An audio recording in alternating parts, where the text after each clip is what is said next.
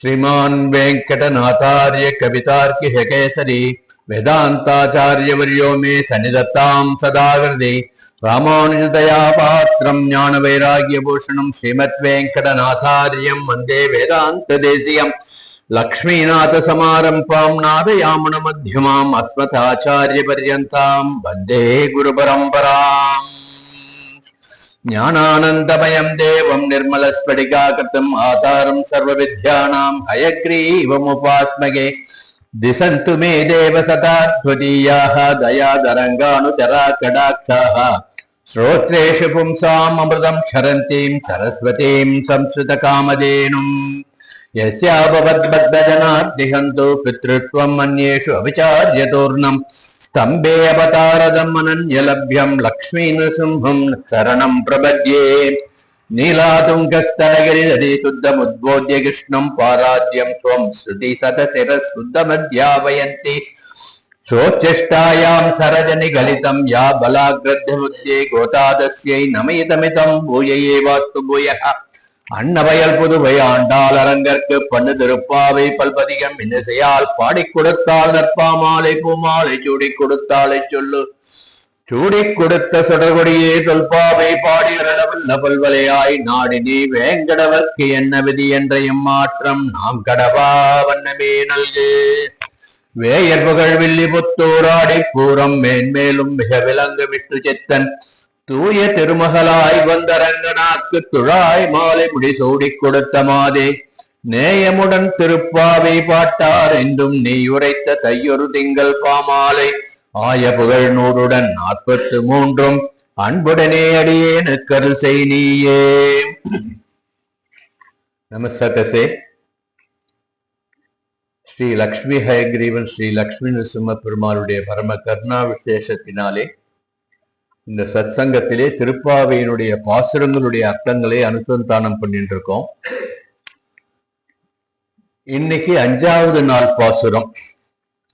வழக்கம் போல திருப்பாவையுடைய 5வது நாள் பாசுரத்தை நாம் அனுசந்தானம் பண்ணுவதற்கு முன் சுவாமி நிகமாந்த மகாதேசிகன் கோதா பிராட்டியினுடைய பிரபாவத்தை போற்றி பாடியிருக்கின்ற கோதாஸ்துதியினுடைய 5வது ஸ்லோகத்தை அனுசந்தானம் பண்ணிவிட்டு தொடர்ந்து திருப்பாவையுடைய பாசுர அர்த்த விசேஷங்களை அனுபவிப்போம்.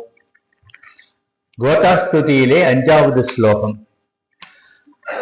அஸ்மாத்ருசாமபக்ரது சிரதீக்ஷிதானாம் அக்ஞாய தேவிதயதே யதசௌ முகுந்தஹ தன்னிச்சிதம் நியமிதஸ்தவமௌலிதானாம் தந்த்ரீனிநாத மதுரைச்சகிராம் நிகும்பைஹி.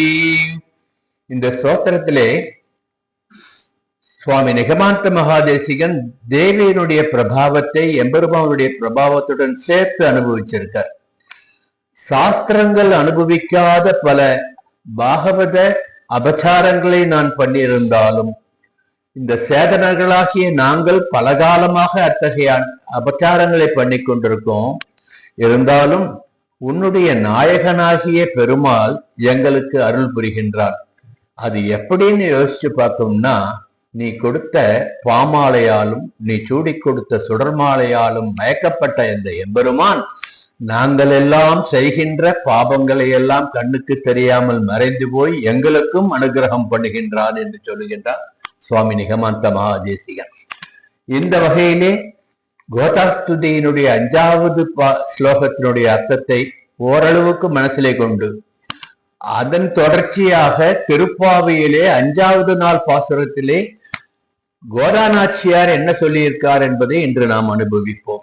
இன்னைக்கு திருப்பாவையினுடைய 5ஆம் நாள் பாசுரம் எல்லாரும் அனுசந்தானம் பண்ணுங்க. மாயனை மண்ணு வட மதுரை மைந்தனை தூய பெருநீர் யமுனை துறைவனை ஆயர் குலத்தினில் தோன்றும் மணி விளக்கை தாயை குடல் விளக்கம் செய்த தாமோதரனை தூயோமாய் வந்து நாம் தூமலர் தூவி தொழுதால் வாயினால் பாடி மனத்தினால் சிந்திக்க போய பிழையும் புகுதருவான் நின்றனவும் தீயினுள் தூசாகும் செப்பேலூர் எம்பாவாய் என்பது இன்னைக்கு உண்டான பாசுரம். இதனுடைய நேரடி பொருளை வழக்கம் போல முதல்ல பிரதிபத அர்த்தமாக அனுபவித்து விட்டு அதற்கு தொடர்ந்து சுவாபதேசம் என்ற உள்ளுரை பொருள் முதல் நாளே சொன்னோம் இல்லையா, பாலுக்குள்ள எப்படி நெய் கண்ணுக்கு தெரியாம இருக்கின்றதோ அது போன்று திருப்பாவையினுடைய பாசுரத்தினுடைய ஒவ்வொரு பதத்திலும் ஒரு உட்பொருள் உள்ளுரை பொருள் இருக்கின்றது, சுவாபதேசம் இருக்கின்றது. வேதம் அனைத்துக்கும் வித்தல்லவா அது. இப்போ அவ்வளவு பெரிய ஆலமர விருட்சத்தை பாக்குறோம், பறந்து விரிந்த ஆலமரமா இருக்கு. அதனுடைய விருட்சம் எப்படி, அதனுடைய வித்து எப்படி இருக்கு, கண்ணுக்கு தெரியாம குட்டியா இருக்கு. அது போன்று ஒவ்வொரு பதத்துக்குள்ளும் நம் கண்ணுக்கு தெரியாத அதாவது வெளியேற்றத்தை பார்த்தோம்னா புரிஞ்சுக்க முடியாது. உள்ளர்த்தத்தை ஆழ்ந்து பார்த்தோம் என்றால், மற்ற வேதங்கள் பிரபந்தங்கள் எல்லாம் ஒப்பிட்டு ஒப்பிட்டு நாம் அனுபவித்தோம் என்றால், திருப்பாவையினுடைய ஏற்றம், ஆண்டாள் நாச்சியாருடைய கோதை தமிழினுடைய அந்த ஒவ்வொரு பதத்திலும் பொதிந்திருக்கின்ற அந்த பேருண்மை பெரும் தத்துவம் எல்லாம் தெரிய வரும். ஆகையினால்தான் ஒவ்வொரு நாளும் ஓரளவுக்கு சுவாபதேசம் என்று உள்ளுரை பொருளை கொஞ்சமா தான் சொல்றோம். ஆச்சாரியர்லாம் அனுபவிச்சதை பார்த்தோம்னா அந்த ஜென்மம் போறாது போல் இருக்கு, அவ்வளவு அனுபவிச்சிருக்கா. ஒவ்வொன்னையும் ரசிச்சு ரசிச்சு சொல்லிட்டு இருக்கா. இந்த திருப்பாவை தனியனுக்கே 1 மாசம் 2 மாசம்லாம் உபதேசம் பண்ணியிருக்கா. அப்படிலாம் இருக்கும் பொழுது நம்ம கிடைக்கிற 1 மணி நேரம் அவகாசத்துல இல்ல 1.5 மணி நேரம் அவகாசத்துல ஓரளவுக்கு தான் தொட்டு பார்க்க முடியுது.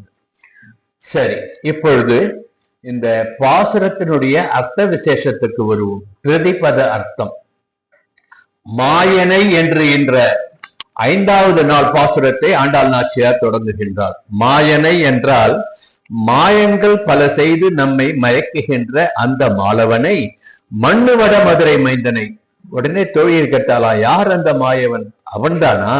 வடமதுரையில் பிறந்த மைந்தன். மைந்தன்னா யாரு? சிறப்பானவன், அந்த வடமதுரைக்கு உரியவன், மதுராபுரியிலே மிடுக்குடன் தோன்றி அவதாரம் பண்ணினவன் அவன். சரி, அந்த மதுராபுரி எங்க இருக்கு? தூய பெருநீர் யமுனை துறைவனே. யமுனா தீரத்தில் இருக்கின்றவா மதுராபுரி. அந்த யமுனா தீரத்திலே இருக்கின்ற துறைவன் என்றால் தலைவன் என்று எடுத்துக்கொள்ளலாம். ஒரு கரையிலிருந்து மற்றொரு கரைக்கு நம்மை அழைத்து செல்வோம் என்று எடுத்துக்கொள்ளலாம். இதை சுவாபதேசத்தில் கொஞ்சம் விஸ்தாரமா பார்க்கலாம். அப்படி தூய நீர் கொண்ட அந்த யமுனை துறைவனை, யமுனை கரையில் வசிப்பவனை, ஆயர் குலத்தினில் தோன்றும் அணிவிளக்கு. அவன் யார் தெரியுமா? இந்த ஆயர் குலத்துல ஒரு அணிவிளக்கு போன்று பிரகாசமாக தோன்றி இருக்கின்றான். தாயை குடல் விளக்கம் செய்த தாயை குடல் விளக்கம் செய்தனா, இவரை பெற்ற தாய் என்ன நோன்பு நோற்றாளோ என்று உலகமெல்லாம் பாராட்டும்படி அந்த தாயினுடைய திருமணி வயிற்றில் அவதாரம் பண்ணினான்லவா. அவன் யார்? தாமோதரன்.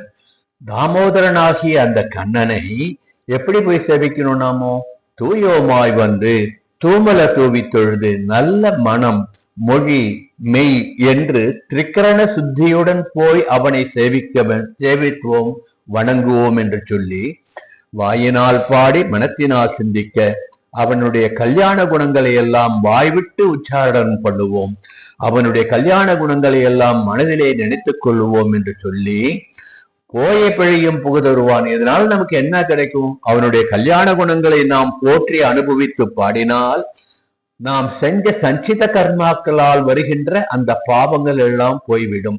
அது மட்டுமாகவும் பிராரப்த கர்மாவாக இப்ப பண்றோம், இன்னும் பண்ண போறோம், அந்த பாவம் எல்லாம் சேர்ந்து போயிடும். எப்படி போகும்? தீயினுள் தூசாகும்.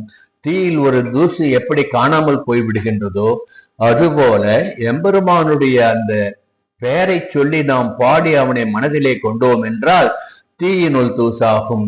எல்லா தவறு பாபங்களும் தீயில் தூசு போன்று காணாமல் போய்விடும். ஆகவே இந்த இடத்துல போய பிழை என்பது நாம் ஏற்கனவே பண்ண பிழை, சஞ்சித கர்மாக்கள் என்று அனுபவிக்க வேண்டும்.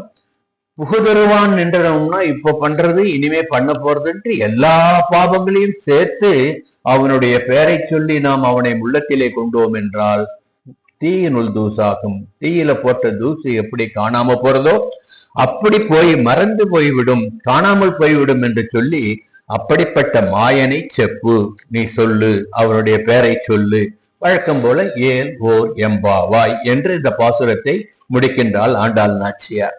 இப்படி மனத்துக்கு இணையவனாகிய அந்த மாலவனை, அந்த மாதவனை, மாயங்கள் பல செய்து நம்மை மயக்குகின்ற கண்ணனை நாம் அனுபவிப்போம் வாருங்கள் என்று இந்த பாசுரத்திலே ஆண்டாள் நாச்சியார் எடுத்துக்காட்டி இருக்கின்றால் நம்மளை எல்லாம் அந்த அனுபவத்திற்கு அழைத்து செல்கின்றார். இன்றைக்கு 5வது நாள் பாசுரம். வழக்கம் போல ஒவ்வொரு நாளுக்கும் அந்த நாளுக்கு உரிய எண், அதுக்கு என்னென்ன விசேஷமா இருக்குன்னு முதல்ல மனசுல வாங்கிட்டு, ஏன்னா எல்லா எண்களுமே விசேஷம். அப்படி பார்த்தோம்னா 5க்கு என்ன விசேஷம்? வேதங்கள் 5. உடனே நீங்க என்கிட்ட சண்டைக்கு வரணும். நேத்தி வேதங்கள் 4ன்னு சொன்னேன், இன்னைக்கு எப்படி வேதங்கள் 5ன்னு சொல்றேன்? ஆமா, நேத்தி 4 சொன்னோம் இல்லையா? அந்த 4 கூட இன்னைக்கு ஒரு வேதம் சேர்த்துக்கணும். பாரதகா பஞ்சமோ வேதகான்ட்டு ஒரு வாக்கியம் இருக்கு இல்லையா? மகாபாரதம் 5வது வேதம் நமக்கு பெரியவா சொல்லிட்டு போயிருக்கா. ஆகினால ருக்யஜுர் சாம அதர்வன வேதம் என்ற 4 வேதங்களுடன் மகாபாரதமும் சேர்ந்தெடுத்துனா 5 வேதங்கள் என்று அனுபவிக்கலாம். ஆகவே 5க்கு பெருமை. பகவானுடைய நிலைகள் 5. நேற்றைய ஓரளவு தொட்டு பார்த்தோம், இன்னைக்கு அதனுடைய விளக்கமா பார்க்கலாம். பரம், வியூகம், விபவம், அந்தர்யாமி, அர்ச்சை என்று 5 நிலைகளிலே பகவான் நமக்கு அனுகிரகம் பண்ணுகின்றான். அப்புறம் பெருமாள் கையில இருக்கிற ஆயுதங்களும் 5. என்னென்ன ஆயுதங்கள் இருக்கு பெருமாள் கையில? சங்கு, சக்கரம், வில், வால், கதை என்று 5 ஆயுதங்கள், பஞ்சாயுதங்கள் வச்சிருக்கான் இல்லையா? சுவாமி பஞ்சாயுத ஸ்தோத்திரம்னே பண்ணியிருக்கா பெரியவா. ஆகையினால 5 ஆயுதங்கள். பஞ்சபூதங்கள் 5. நிலம், நீர், நெருப்பு, காற்று, ஆகாசம் என்று பஞ்சபூதங்கள் 5. நாளினுடைய ஒரு நாள்னு எடுத்துட்டோம்னா ஒவ்வொரு நாளுக்கும் அங்கங்கள் 5. என்ன அங்கங்கள் 5? திதி, வார, நட்சத்திர, யோக, கரணங்கள் என்று 5 அங்கங்கள். அதனால்தான் பஞ்சாங்கம். பஞ்சாங்கம் பார்த்தோம்னா இன்னைக்கு என்ன நாள், இன்னைக்கு என்ன திதி, இன்னைக்கு என்ன நட்சத்திரம், இன்னைக்கு என்ன கரணம், என்ன யோகம் பார்த்து அதுக்கு தகுந்தவாறு நம்மளுடைய காரியங்களை ஆரம்பிக்கிறதுக்காக தான் பஞ்சாங்கம் பார்க்கறதுன்னு சொல்லுவா. ஆக ஒரு நாளுடைய அங்கங்கள் 5 என்று அனுபவிக்கலாம். ஞானேந்திரியங்கள் 5. ஞானேந்திரியங்கள் என்ன? ஒளி, சுவை, ஊறு, ஓசை, மனம் என்று நாற்றம் சொல்லுவா. ஒரு சுவை, ஓசை, நாற்றம். நாற்றம்னா சுத்த தமிழ். இப்ப நாம அதை ஆப்போசிட்டா நம்ம அர்த்தம் அனுபவிக்கிறோம். நாத்தம்னா ஏதோ மூக்க முடிக்கிறோம், அது துர்நாற்றம். நாற்றம் என்றால் நல்ல கந்தம், நல்ல வாசனை. அதனால மனம் சொல்லிடலாம். அப்படி ஞானேந்திரியங்கள் 5. ஐம்பொறிகள் 5. அந்த ஞானேந்திரியங்களை அனுபவிப்பதற்கான பொறிகள் நமக்கு 5. என்ன? கண், காது, மூக்கு, நாக்கு, தோல் என்று 5 ஐம்பொறிகள். அப்புறம் பஞ்சகோஷம். நம்ம உடம்பு இப்போ ஸ்தூல சரீரம் இல்லையா? அது மாதிரி 5 உடம்புகள் இருக்குன்ட்டு வேதம் சொல்றது. பஞ்சகோஷம் சொல்லுவா. அது என்ன பஞ்சகோஷம் பார்த்தோம்னா, அன்னமய கோஷம், பிராணமய கோஷம், மனோமய கோஷம், விஞ்ஞானமய கோஷம், ஆனந்தமய கோஷம் என்று இந்த சரீரம் இப்ப நாம பாக்குறது ஸ்தூல சரீரத்தை தான். ஆனா இதுக்கு அப்புறம் 5 சரீரம் இருக்கு. அது உபனிஷத்து பக்கம் பக்கமா வியாக்கியானம் பண்றது. ஆக நமது இருக்கின்ற பஞ்ச கோஷங்கள் 5. அதே மாதிரி நம்ம உடம்புல 5 வாயுக்கள் இருக்கு, தெரியுமா? 5 வாயுக்கள் இருக்கு. பிராணவாயு, அபான வாயு, அதுக்கப்புறம் வியான வாயு, உதான வாயு, சமான வாயு. 5 வாயுக்கள் நம்ம உடம்புல. சரி, இந்த 5ம் சரியான நிலையில இருந்ததுன்னா சரீரம் நம்ம கட்டுக்குள்ள இருக்கும், நன்னா இருக்கும். ஒண்ணுக்கு ஒண்ணு வித்தியாசம் வந்துடுதுன்னா உடம்பு சரியில்லாம ஹாஸ்பிட்டல்ல போய் படுத்துக்க வேண்டியதுதான். ஆகவே நம் உடம்புல இருக்கிற வாயுக்களும் 5. அதே மாதிரி நாம் பண்ண வேண்டிய யஜ்ஞங்களும் 5. யஜ்ஞம்னா வேள்விகள். வேள்விகள் இப்ப எங்க பண்றோம்? ஒன்னும் பண்றதில்ல. அதாவது திருப்பாவை வேள்வியாவது பண்ணுவோம், மகா யஜ்ஞம். அது மாதிரி சகஸ்ரநாம வேள்வின்னு சொல்லிக்கிறோம் இல்லையா? அது மாதிரி அப்படி வேள்வின்னு சொல்லிக்கலாம். 5 முக்கியமான வேள்விகள் என்ன இருக்குன்னா, பிரம்ம யஜ்ஞம், தேவ யஜ்ஞம், பூத யஜ்ஞம், பித்ரு யஜ்ஞம், மனுஷ யஜ்ஞம்ட்டு 5 யஜ்ஞங்கள் இருக்கு. நாமெல்லாம் வாழறோம் இந்த பூமி நம்ம தமிழ்ல எப்படி நமக்கு வகைப்படுத்தி கொடுத்திருக்கா? 5 திணைகள் என்று வகைப்படுத்தி கொடுத்திருக்கா இல்லையா? குறிஞ்சி, முல்லை, மருதம், நெய்தல், பாலை என்று 5 விதமான நிலங்கள். 5 வகை உற்சவங்கள் நாம பெருமாளுக்கு கொண்டாடிட்டு இருக்கோம். நித்தியோத்சவம், வாரோத்சவம், பட்சோத்சவம், மாதோத்சவம், சம்பத்சரோத்சவம் என்று. நித்தியோத்சவம்னா தினமும் பண்ற உற்சவம், வாரோத்சவம்னா வாரத்துக்கு ஒரு தடவை பண்ற உற்சவம், பட்சோத்சவம்னா ஒவ்வொரு பட்சத்துக்கும், மாசத்துக்கு 2 பட்சம் இருக்கு இல்லையா, கிருஷ்ணபட்சம் சுக்லபட்சம், அப்போ பட்சோற்சவம். அப்புறம் பிரதி மாதம் 12 மாசத்துக்கும் ஒவ்வொரு மாசத்துக்கும் சிறப்பா ஒரு உற்சவம் பண்ணணும். அதுக்கப்புறம் வருஷத்துக்கு சம்பத்சரோத்சவம், வருஷத்துக்கு ஒரு உற்சவம் பண்ணிட்டு நம்ம பண்ற உற்சவங்கள் 5. இப்படி அனுபவிச்சுட்டே போகலாம். அதே மாதிரி இன்னும் சொல்லலாம், எவ்வளவுனா சொல்லலாம். உங்களுக்கு இன்னும் நிறைய தெரிஞ்சுக்கணும்னா கூகுள்ல போய் தேடி பாருங்க. அஞ்சினுடைய பெருமை என்னாட்டு தேடுங்க. அது பக்கம் பக்கமா கொடுக்கறது, அதுல ஓரளவுக்கு தான் இப்ப எடுத்து கொடுத்துருக்காங்க. தேடினோம்னா உருப்பிட்டது வருது. பஞ்ச பாண்டவர்கள் சொல்லலாம். அதுக்கப்புறம் நமக்கு பெருமாளை நம்ம அடைய விடாம தடைக்கிறது நமக்கு என்னென்ன நம்ம எடுத்துக்கணும். மிக்க இறைநிலை, மெய்யா உயிர்நிலை, நம்மாழ்வா பாக்குறதுக்கு தனின்னு சொல்லியிருக்கா இல்லையா, அது மாதிரி அந்த உபாயங்கள் 5 இப்படி சொல்லிட்டே போகலாம். நாழி இல்லாததுனால, அவகாசம் இல்லாததுனால சிலது மட்டும் குறிப்பா எடுத்து சொல்லிட்டு நீங்க கூகுள்ல பாத்துக்கோங்கன்னு உங்களுக்கு ஒரு ட்ரிகர் கொடுத்துருக்கேன். அதை நீங்க பார்த்து தெரிஞ்சுக்கோங்க. இப்படி 5 என்ற என்னுடைய பெருமையை மனதிலே நிறுத்தி கொண்டு 5வது நாள் பாசுரத்துடைய அர்த்த விசேஷத்தை நாம் அனுபவிக்கணும். 5வது நாள் ஒவ்வொரு பாசுரத்திலையும் ஒரு சுவாபதேசம் என்ற உள்ளுரை பொருளை ஆண்டாள் நாச்சியார் நமக்கு அருளியுள்ளதாக நம் பூர்வாச்சாரியர்கள் நமக்கு எடுத்து காட்டிட்டு போயிருக்கா. நாம ஒன்னும் புதுசா எதுவும் பண்ணல. பெரியவா சொன்னதை மனசுல வாங்கிட்டு வாசிச்சும் கேட்டும் வாசித்தும் பூசித்தும் தெரிந்து கொண்டதை இங்க விஞ்ஞாபனம் பண்றோம்னு தான் சொல்லிட்டு இருக்கோம். அந்தபடி இந்த பாசுரத்தினுடைய சுவாபதேசம் சௌலபியம். சௌலபியம்னா என்ன? எளிமை. எல்லாருக்கும் எளிதாக கிடைக்கக்கூடியவன் யார்? அந்த மாயனாகிய கண்ணன். அவனுடைய பிரபாவத்தை சொல்லுகின்ற பாசுரமாக இருப்பதனால் சௌலபியம். அந்த சௌலபியம் எப்ப தெரிய வந்தது?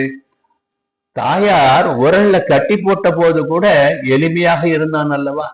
அந்த எளிமையினால், அதனால்தான் தாமோதரன் என்று அவனுக்கு பேர். தாம உதரன், கயிற்றால் கட்டப்பண்ணவன், கட்டுண்ட பண்ண பெருமாயன் என்று அந்த தாமோதரன் என்ற அந்த எளிமை, அதுதான் இந்த பாசுரத்தினுடைய சுவாபதேசம். இந்த பாசுரத்திலே சொல்லுவான், தாமோதரனை பற்றி சொல்லுவா. ஆக இந்த பரம், வியூகம், விபவம், ஹார்த்தம் என்ற அந்தர்யாமித்துவம், அர்ச்சை என்ற பெருமாளுடைய 5 நிலைகளில இந்த பாசுரத்தில் எது சொல்லப்படுகின்றது?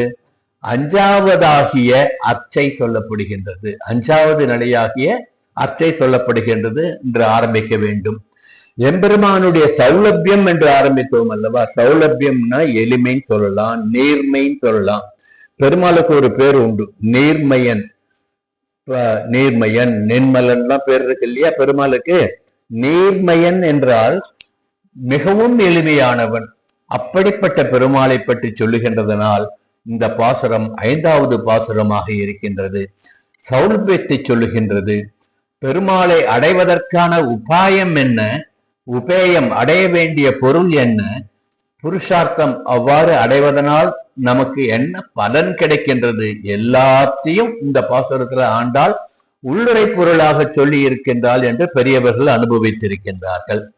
முதல் பாசுரத்துல இப்போ கொஞ்சம் அப்படியே திரும்பி இதுவரையில் நம்ம என்னென்ன பார்த்திருக்கோன்றது ஒரு நிமிஷம் மனசுல பின்னால ரீல் ஓட்டி பார்க்கலாம். நாராயணனே நமக்கே பறை தருவான்ட்டு 1வது பாசுரத்தில் சொல்லி பரத்துவத்தை பற்றி சொன்னால், 2வது பாசுரத்துல பார்க்கடலுள் பைய துயின்ற பரமன் என்று வியூகமூர்த்தியை சொன்னால், 3வது பாசுரத்திலே ஓங்கி உலகளந்த உத்தமன் என்று அந்த திருவிக்கிரமூர்த்தியை சொல்லி விபவமூர்த்தியாக அருளினால், 4வது பாசுரத்திலே கார்மேக வண்ணனாக அந்தர்யாமியாக எங்கும் விபுவிலே நிறைந்திருக்கின்ற அந்த கண்ணன் அந்தர்யாமி தத்துவத்தை சொன்னால், இன்று 5வது நிலையாகிய 5வது பாசுரத்திலே எம்பெருமானின் 5வது நிலையாகிய அர்ச்சாவதாரத்தினுடைய பெருமையை ஆண்டாள் சொல்லுகின்றாள் என்று நாம் அனுபவிக்கலாம். ஏவம் பஞ்சப்பிராகாரோகம் என்பது பாஞ்சராத்திர வசனம். அதாவது முதலே சொன்ன மாதிரி எம்பெருமானுடைய 5 நிலைகளை விளக்குவதுதான் பாஞ்சராத்திர ஆகமத்தினுடைய பிரதானமான அடிநாதம். அந்தபடி பரம் ஸ்ரீமன் நாராயணன், பரமபதநாதன், வியூகம் திருப்பார்கடலிலே இருக்கின்ற யோகு செய்கின்ற, உறங்குவது போல் யோகு செய்கின்ற அந்த பரந்தாமன். இந்த 2 மூர்த்தியும் நம்மால உடனே போய் பார்க்க முடியுமா? இந்த சரீரம் விழுந்த பிறகுதான் போய் பார்க்க முடியும். ஆக வா ரெண்டு பேரையும் பார்க்க முடியாது. அடுத்தது என்ன சொன்னா, விபவமூர்த்தியை பற்றி சொன்னா. விபவமூர்த்தி எப்பயோ ஒரு காலத்துல நடந்தது. அந்த காலத்துல நாம புழுவா இருந்தோமோ, பூச்சியா இருந்தோமோ, மனுஷாலா இருந்தோமோ நமக்கு தெரியாது. அதனால இன்னைக்கு நாம போய் அந்த விபவமூர்த்தியை பார்க்க முடியுமா? நாம அந்த காலத்துல பிறக்கல, அதனால பார்க்க முடியாது. அடுத்தது அந்தர்யாமித்துவம். அந்தர்யாமினா நம்ம ஹிருதயத்துக்குள்ள எம்பெருமான் உள்ளுரை பொருளாக இருக்கான். உள்க ஞான கண்ணால் தான் எம்பெருமானை அனுபவிக்க முடியும். எத்தனை பேருக்கு அந்த யோகம் கிட்டும்? எத்தனை பேருக்கு பக்தி முற்றி எம்பெருமானை நம் உள்ளக்கண்ணிலே பார்த்து அனுபவிக்கின்ற அந்த ஞானம் கிடைக்க வேண்டும் என்றால் அது எம்பெருமானுடைய அனுகிரகம் இருந்தால் தான் கிடைக்கும். அதனால அந்த நிலையும் நமக்கு கொஞ்சம் கஷ்டமா போயிடுறது. அப்போ நமக்கு எல்லாருக்கும் ரொம்ப சுலபமாக எளிமையாக கிடைப்பது எது? அர்ச்சாவதாரம். ஒவ்வொரு சேத்திரத்துக்கு போனோமா, அந்த இடத்துல இருக்கிற மூர்த்தியை சேவிச்சோமா, அர்ச்சையில் எழுந்தருள் இருக்கின்ற அந்த பெருமாளை சேவிக்கிட்டோமா, இங்க ஐக்கிரீவரா சேவிக்கிறோம், நரசிம்மரா சேவிக்கிறோம் அர்ச்சாரூபத்துல. ஆகையினால அர்ச்சாவதாரம் தான் எம்பெருமானுடைய 5 நிலைகளிலுமே மிகவும் எளிய நிலை, நாம் அனுபவிக்க முடிஞ்ச நிலை. கண்ணால இப்ப நாம இருக்கோம், இப்ப நம்ம கண்ணால பார்த்து அனுபவிக்கலாம்னு நமக்கு அனுகிரகம் பண்றாரு இல்லையா? அத்தகைய அர்ச்சையினுடைய பெருமையை சொல்லுவதுதான் இந்த 5வது பாசுரம் என்று அனுபவிக்கும். இப்படி பரத்துவத்தை சொன்னார், சௌலபியத்தை சொன்னால் அது எப்படி சொல்லலாம்? சௌலபியத்துன்னா எம்பெருமானுடைய மாய லீலைகளை நமக்கு எடுத்து சொல்ல வேண்டும். மாய லீலைகளை நமக்கு சொன்னால்தான் அவனுடைய மாயங்கள் நமக்கு புரிய விசேஷமா அனுபவிப்புன்றதால்தான் கண்ணன் எம்பெருமான் பல மாய மயக்குகள் செய்து கோபியரை மயக்கியது போன்று நாம் எல்லோருமே கோபியர்கள் என்று நினைத்து கொண்டு அவனுடைய மாயத்தில் மயங்கி அவனை தொழுவோம் என்று இந்த பாசுரத்திலே ஆண்டாள் நாச்சியார் நம்மை அழைக்கின்றாள் என்று எடுத்துக்கொள்ள வேண்டும். இன்னொரு விதமா பார்த்தோம்னா, திருப்பாவியனுடைய முதல் 5 பாசுரத்தை ஒரு விதமாக எடுத்து ஒரு நிலையில வச்சுக்கணும். மீதி 25 பாசுரங்கள் இல்லையா, அதை 5 5 5ன்னு பிரிச்சுக்கணும். இந்த முதல் 5 பாசுரத்துல என்ன தத்துவங்கள், என்ன சுவாபதேசங்கள் திருப்பாவியில பொதிந்திருக்கின்றதோ அதுதான் அடுத்த 25 பாசுரத்திலையும் ஒவ்வொரு 5லையும் இந்த முதல் 5னுடைய ஒரு பாசுரத்தினுடைய விளக்கம் அனுபவிக்கிறா பெரியவா. இப்போ 1வது பாசுரம்னு எடுத்துட்டோம்னா, இப்போ 6ல இருந்து 10க்குள்ள இருக்கிற பாசுரங்கள்ல என்னென்ன சொல்லியிருக்கோ அது எல்லாமே 1வது பாசுரத்தினுடைய சாரம் என்று நினைக்கணும். அது மாதிரி 2வதுக்கு 11ல இருந்து 15 வரையில், 3வது பாசுரத்துக்கு 15ல இருந்து 20, 16ல இருந்து 20 வரையில், அப்படி 5 5 5ன்னு பிரிச்சோம்னா முதல் 5ல என்ன சொல்லி இருக்காளோ அதுதான் மற்ற 25 பாசுரங்களில் சாரமாக உணர்த்தப்பட்டிருக்கின்றது. அதனால்தான் 5 5 அறியாத மானிடரை வையம் சுமப்பது ஊம்பம்புன்னு பெரியவா அனுபவிச்சுட்டு போனா இல்லையா? இப்படி 5 5 5 என்று அனுபவிக்க வேண்டும். ஆகினால்தான் இன்னைக்கு 5னுடைய பெருமையை முதலிலேயே கொஞ்சம் மனசுல நிறுத்தின்றோம். 5ன்ற எண்ணுக்கு எவ்வளவு பெருமை இருக்குன்ட்டு 5 5ஆக திருப்பாவையை நாம் அனுபவிக்க வேண்டும். முதல் 5ல் சொன்னது மற்ற 25லயும் 5 5ஆ வருது. அப்படி அனுபவிச்சுட்டு இப்ப நீங்க அனுபவிக்க ஆரம்பிங்கோ. மாயனை விசேஷமா இப்ப அனுபவிப்போம். மாயனை, யார் மாயன்? யாரிடம் மாயை இருக்கின்றதோ அவன்தான் மாயன். மாயங்கள் பல செய்து மனதை யார் அடக்குகின்றானோ, மனதை யார் கவர்கின்றானோ அவன்தான் மாயன். மாயங்கள் பல செய்து ராமாவதாரத்துல மாயம் எதுவும் பண்ணல. வாமனாவதாரத்துல ஒரே ஒரு மாயம், வாமனா திருவிக்கிரமனா உயர்ந்தது ஒண்ணுதான் பண்ணான். நிருசிம்மாவதாரத்துல சன நேரத்துல வந்தான், சன நேரத்துல மறைஞ்சு போயிட்டான். இப்படி ஒவ்வொரு அவதாரத்திலையும் பல மாயங்கள் நமக்கு கிடைக்காது. வேணா ஒரு மாயம் கிடைக்கலாம், அந்த அவதாரத்துக்கான மாயம். ஆனால் கிருஷ்ணாவதாரத்துல முழுக்கவே மாயம்தான். ஆக எந்த விதத்துல ஆனாலும் அனுபவிக்கலாம் கிருஷ்ணாவதாரம் என்பதனால்தான் அந்த கிருஷ்ணாவதாரத்தில் கிருஷ்ணன் செய்த மாயத்தை நமக்கு சொல்லுவதாக இந்த பாசுரத்தை தொடங்குகின்றாள் ஆண்டாள் நாச்சியார். மாயம் என்பது மூல பிரகிருதியையும் சங்கல்பாதி ஞானமும் என்று உத்தமூர் சுவாமி வியாக்கியானம் பண்ணியிருக்கார். உத்தமூர் சுவாமி எல்லாம் பிரபந்த ரட்சைன்ட்டு அற்புதமான கிரந்தங்கள் கொடுத்திருக்கார். பிரபந்தத்துக்கு எல்லாத்துக்கும் வியாக்கியானங்கள். அந்த பிரபந்த ரட்சைன்ற வியாக்கியானத்துல உத்தமூர் சுவாமி அவருடைய வார்த்தையே சொல்றேன், மாயை என்பது மூல பிரகிருதியையும் சங்கல்பாதி ஞானமும் என்று சொல்லி இருக்கின்றார். இதுக்கு அந்த மணிப்பிரவாளத்துல அவ நிறைய அற்புதமா இருக்கும். அவருடைய பிரபந்த ரட்சையை வாசிச்சு நாம புரிஞ்சுக்கிறதுக்கே முதல்ல ஒரு 4 தடவை வாசிக்கணும். அதுக்கப்புறம் தான் ஒரு பக்கத்தை வாசிச்சு அதுக்குள்ள இருக்கிறது என்ன சொல்லியிருக்கான்னு தெரிய வரும். அது மாதிரி கரடு முரடான ஒரு தமிழ்ல ஒரு மணிப்பிரவாளத்துல கொடுத்திருக்கிற பிரபந்தங்கள். இப்படி மாயன் என்ற சொல்லை இவ்வளவு எல்லாம் பெரியவாள்லாம் கரடு முரடா அனுபவிச்சிட்டாலே நம்ம வர சந்ததிகளுக்கு இந்த கரடு முரடு தெரியுமோ தெரியாதோ எளிமையா சொல்லிட்டு போவோம்ட்டு மாயனுடைய எம்பெருமானுடைய எளிமையை, நீர்மையை, சௌலபியத்தை நமக்கு கொண்டு வந்து காட்டுகின்றாள் இந்த பாசுரத்திலே. மாயன் என்ற சொல் என்றால் என்ன என்பதற்கு பகவான் ஸ்ரீ கிருஷ்ணனே பகவத்கீதையிலே 4வது அத்தியாயத்திலே 6வது ஸ்லோகத்திலே அற்புதமாக விளக்கம் கொடுத்திருக்கின்றார். அஜோபிசன் அவ்யயாத்மா பூதானாம் ஈஸ்வரோபிசன் பிராகிருதிம் ஸ்வாம் அதிஷ்டாய சம்பவாமி ஆத்மமாயையா என்று எம்பெருமானுடைய மாயம் என்ன என்பதை கிருஷ்ணன் திருவாக்காகவே நாம் பகவத்கீதையிலே அனுபவிக்கலாம். நான் பிறப்பற்றவனாக இருக்கின்றேன், அழிவற்றவனாக இருக்கின்றேன், எல்லா உயிர்களுக்கும் ஈஸ்வரனாக இருக்கின்றேன். ஆனாலும் என்னுடைய பிரகிருதியை வசப்படுத்தி கொண்டு என்னுடைய யோக மாயையினால் நான் வெளிப்படுகின்றேன் என்று பகவான் கிருஷ்ணன் பகவத்கீதையிலே சொல்லி இருக்கின்றார். அப்படி பகவான் கிருஷ்ணனுடைய மாயங்களை அனுபவிப்பதற்கு ஆனந்தம் ஆனந்தம் பேரானந்தம் சொல்றாள், அது போன்ற ஆனந்தம் கிடைக்கும். ஆகவேதான் மாயனை என்று இந்த பாசுரத்தை ஆரம்பித்திருக்கின்றால் ஆண்டாள் நாச்சியார் என்று அனுபவிக்க வேண்டும். வேதமும் எம்பெருமானுடைய மாயத்தை சொல்லுகின்றது. ஸ்வேதாஸ்வதர உபனிஷத் என்ற ஒரு உபனிஷத் இருக்கின்றது. அதில் மாயாம் து பிரகிருதம் வித்யான் மாயனம் ச மகேஸ்வரம் தஸ்ய வயவபூதைஸ்து வியாப்தம் சர்வமிதம் ஜகத்து என்று மாயன் என்ற வார்த்தைக்கு அர்த்தம் சொல்லுகின்றது. அதாவது மாயம் என்றால் பிரகிருதி, சிருஷ்டி இவற்றிற்கு காரணமாக எதை மூலமாக வைத்துக் கொண்டிருக்கின்றானோ அந்த பிரகிருதி தத்துவம்தான் மாயை. அந்த மாயை உடையவன்தான் மாயன்.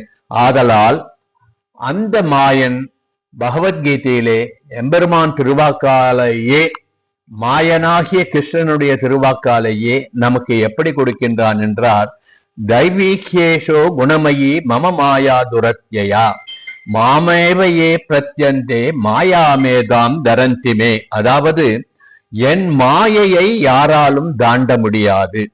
என் திருவடியை எவன் பற்றுகின்றானோ அவனால் மட்டுமே இந்த மாயையிலிருந்து விடுபட முடியும் என்று எம்பெருமான் ஸ்ரீ கிருஷ்ணன் பகவத்கீதையிலே சொல்லி இருக்கின்றார். அத்தகைய விசேஷம் வேதம் காட்டிக் கொடுத்த அந்த மாயஸ்வரூபன் ஸ்ரீ கிருஷ்ணன் தான் என்பதை இந்த பாசுரத்திலே மாயன் என்ற ஒற்றை வார்த்தையிலே ஆண்டாள் நாச்சியார் நமக்கு எடுத்து காட்டுகின்றாள்.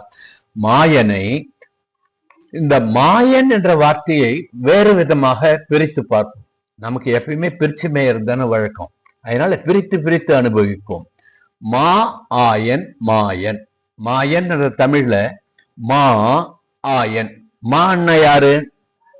தாயார். தாயாருக்கு ஆயன் என்றால் தலைவன், தாயாருக்கு தலைவன் மாயன் எம்பெருமான். மா என்றால் ஆவினங்கள் என்று எடுத்துக்கொண்டோம் என்றால் அந்த ஆவினங்களை பராமரித்து வைத்தவன் ஆயன் என்று ஆயன் என்று எடுத்துக்கொள்ளலாம். இப்படி திருவுடன் சேர்ந்த திருமணியாக, திருவுடன் வந்த செழுமணியாக என்று மா ஆயன், லக்ஷ்மியுடன் சேர்ந்தவன் என்று அர்த்தம் எடுத்துக்கொள்ளலாம்.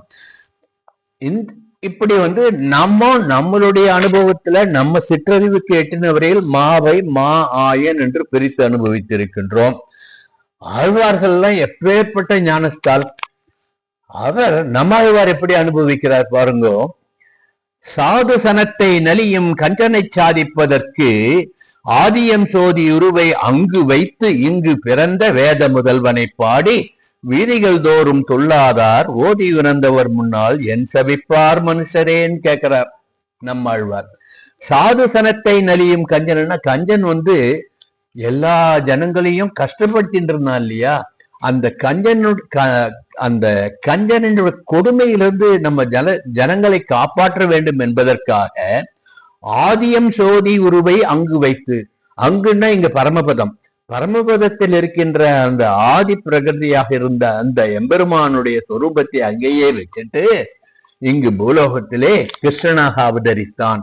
ஆகவே அந்த கிருஷ்ணனை வீதிதோறும் பாடி துள்ளாதாரு. என்னையா மனுஷன் நீங்கள்லாம், அவன் பெயரை சொல்லாதவர்கள், அவன் புகழை பாடாதவர்கள்லாம் என்ன மனுஷர்? இவெல்லாம் ஒரு ஞானி முன்னால போயிட்டு என்ன சொல்ல முடியும்? கிருஷ்ணனை பாடாதவா ஞானிகள் முன்னால போய் நிற்க கூட முடியுமோன்ட்டு நம்மாழ்வார் கேட்கிறார். ஆகவே நாமெல்லாம் இப்போ கிருஷ்ணானுபவத்திலேயே திளைத்து கொண்டிருக்கின்றதால் தைரியமாக ஞானியர்கள் முன்னாடி போயிட்டு நாங்கள்லாம் எம்பெருமான் அடியவர்கள், நாங்கள் எல்லாம் கிருஷ்ணானுபவத்தில் திளைப்பவர்கள், ஆகவே எங்களுக்கு அனுகிரகம் கொடுங்கள்ட்டு நம்ம கேட்கலாம், தைரியமா கேட்கலாம். ஞானிகள்லாம் யாரு? நம்ம ஆச்சாரியர்கள் என்று எடுத்துக்கொள்ளுங்கள். ஆதியன் ஜோதியை உருவை அங்கு வைத்து, அங்கு வைத்துன்ற வார்த்தை எவ்வளவு ஆழமான வார்த்தைன்றது அதனுடைய வியாக்கியானங்களை படித்து பார்த்தால் தெரிய வரும். நீங்களே படிச்சு வாசிச்சு தெரிஞ்சுக்கோங்க. இப்படி கஞ்சனை மாய்ப்பதற்காக எம்பெருமான் கண்ணனாக திருவவதாரம் பண்ணினார் என்பதுதான் இந்த எம்மாழ்வார் பாசுரத்தினுடைய ஒரு சுருக்கமான அர்த்தமாக நாம் எடுத்துக்கொள்ள வேண்டும். எம்பெருமானுடைய மாயத்தை, அவனுடைய சௌலபியம் என்ற எளிமையை, நேர்மையை திருச்சந்த விருத்தத்திலே திருமழி சேப்பிரான் எப்படி அனுபவிக்கிறான் நாமும் அனுபவிப்போம். ஆணை காத்து ஓர் ஆணை கொன்று அதன்றி ஆயர் பிள்ளையாய், ஆணை மேய்த்து ஆணை உண்டு அன்று குன்றம் ஒன்றினால், ஆணை காத்து மையரிக்க மாதரா திறந்த முன், ஆணை அன்று சென்றடத்த மாயமென்ன மாயமே. திருச்சந்த விருத்தம் எல்லாமே சந்தம், அதனால்தான் திரு சந்த விருத்தம். அந்த பாசுரங்கள் வாசிக்கும் போதே அந்த சந்த நடையில வாசிக்கணும். துள்ளி துள்ளி துள்ளி ஓடுற மாதிரி பாசுரங்கள் கொடுத்திருப்பார். ஆணை காத்து ஓர் ஆணை கொன்று, ஆணை காத்து என்றால் ஆதி மூலமே என்று அபயம் கேட்டதில்லையா கஜேந்திரன்? அந்த ஆணையை காத்து ஆணை கொண்டு குவளையாப்பிடம் என்ற கம்சனுடைய யானைகளை கொன்று ஆணிரைகள் மேய்த்து, ஆணை மேய்த்து, ஆணை என்பது இங்கு ஆணிரைகள். ஆணைன்ற வார்த்தையில எத்தனை சொல்றாரு பாருங்க. ஆணை காத்து, யானையை காத்து. ஆணை என்றால் யானையையும் சொல்லலாம், ஆணை என்றால் பசுக்களையும் சொல்லலாம் என்று. அடுத்து ஆணை மேய்த்து, ஆணிரைகளை மேய்த்து நெய் உண்டு, ஆணிரைகள் கொடுக்கின்ற அந்த நெய்யை உண்டு. இப்படி அர்த்தம் பண்ணிட்டே போறா. அதுக்கு இப்படி நப்பிண்ணையை கைப்பிடிப்பதற்காக என்ன பண்ணார்? எருதுகளுடைய திமிலை ஒடித்தார் அல்லவா? அதைத்தான் இந்த பாசுரத்திலே சொல்றார். இப்படி மாயங்கள் பல செய்த உன் மாயங்கள் தான் மாயமே என்று ஆச்சரியப்படுகின்றார் இந்த பாசுரத்திலே, திருச்செந்தவிருத்த பாசுரத்திலே திருமிழ் சேப்பிரான். இன்னொரு விதமா நம்மாழ்வாருடைய திருவிருத்த பாசுரம் ஒன்றை எடுத்து பார்ப்போம். மாயன் என்றால் என்ன என்பதற்கு நம்மாழ்வார் திருவிருத்த பாசுரத்திலே எப்படி விளக்கம் சொல்றாருன்னா, நம்ம அழகா திருமஞ்சனம் நடக்கும்போது சேவிப்போம். ஞாபகம் வச்சு பாருங்க. இன்னைக்கு இது அனத்தியன காலமாக இருந்தாலும் இங்க வியாக்கியானம் சொல்றதுக்காக அந்த பாசுரத்தை இங்க சொல்றேன். திருமஞ்சனம் பண்ணும் பொழுது நம்ம என்ன பாக்குறோம்? கடைசியில வாசிக்கிறோம் இல்லையா? எம்பெருமான் துளசி மாலையோட திருமஞ்சனம் முடிஞ்சு துளசி மாலையில ஈரவாடையில நிற்பார். அப்ப என்ன சொல்றோம்? சூட்டுனன் மாலைகள் தூயன வேந்தி விண்ணோர்கள் நன்னீராட்டி அந்தூபம் தரா நிற்கவே, ஆங்குவோர் மாயையினால், மாயை இங்க வந்துருச்சு, ஓர் மாயையினால் ஈட்டிய வெண்ணை தொடு உண்ண போந்து இமி வேற்றுவன் கோட்டிடையாடினை கூத்து அடலாயர்தம் கொம்பென கேட்டு. நம்ம திருமஞ்சனத்துல சேவிக்கிறோம் இல்லையா? கட்டியல் சேவிக்கிற மாதிரி. என்னன்னா, நித்திய சூரிகளும் தேவர்களும் அங்க எம்பெருமானுக்கு பரமபதத்திலே எம்பெருமானுக்கு திருவாராதனம் பண்ணிட்டு தூப தீபம் காட்டுவாள் இல்லையா? அப்போ தூபம் காட்டுறாலாம். அந்த தூப புகை அந்த வைகுண்ட லோகம் முழுசும் நிறைஞ்சு போயிருந்துதான். எம்பெருமான் தன் மாயையினாலே அந்த தூப புகையை அங்கேயே இருக்கும்படி செய்து விட்டு பூமிக்கு கிருஷ்ணனை அவதாரம் பண்ணி பல லீலைகள் பண்ணிட்டு அவ அடுத்து தீபம் காட்டுறதுக்குள்ள அங்க போய் மறுபடியும் உட்கார்ந்துட்டான். அதுதான் அந்த பாசுரத்துல நம்மாழ்வாருடைய அனுபவம். எப்படி திருவிருத்தத்துல சொல்லியிருக்கார். மாயமாய மாயமாகி உன் மாயமுற்று மாயமேன்ட்டு திருச்செந்த விருத்தத்திலே இன்னொரு இடத்துல சொல்றார் திருமிழ் சேப்பிரான். இப்படி வேதங்களும் புராணங்களும் ஆழ்வார்களும் அனுபவித்த அந்த மாயனை ஆண்டாள் நாச்சியார் இங்கு மாயனை என்ற வார்த்தையினால் பாசுரத்தை தொடங்கி அவனை போய் நாம் சேவிக்க வேண்டும் என்றால் எப்படி போகணும்? தூயோமாய் வந்து தூமல தூவி தொழுது வாயினால் பாடி மனத்தினால் சிந்தித்து அந்த பரமனை நீ அடையலாம் என்று தன் தோழியர்களுக்கு சொல்வது போல் அவளுடைய தோழியர்களாக நம்மை பாவித்து இந்த சேதனர்களுக்கு அருளுபதேசம் பண்ணுகின்றாள் என்று நாம் அனுபவிக்க வேண்டும். மாயையை பற்றி விஷ்ணு புராணத்துல ஒரு கதை இருக்கு. ஏன்னா வெறுமை நீங்க பாட்டுக்கு வியாக்கியானம் சொல்லிட்டு போயிருந்தா எனக்குலாம் கொஞ்சம் தூக்கம் வருதுன்றதுனால விஷ்ணு புராணத்துல ஒரு கதை.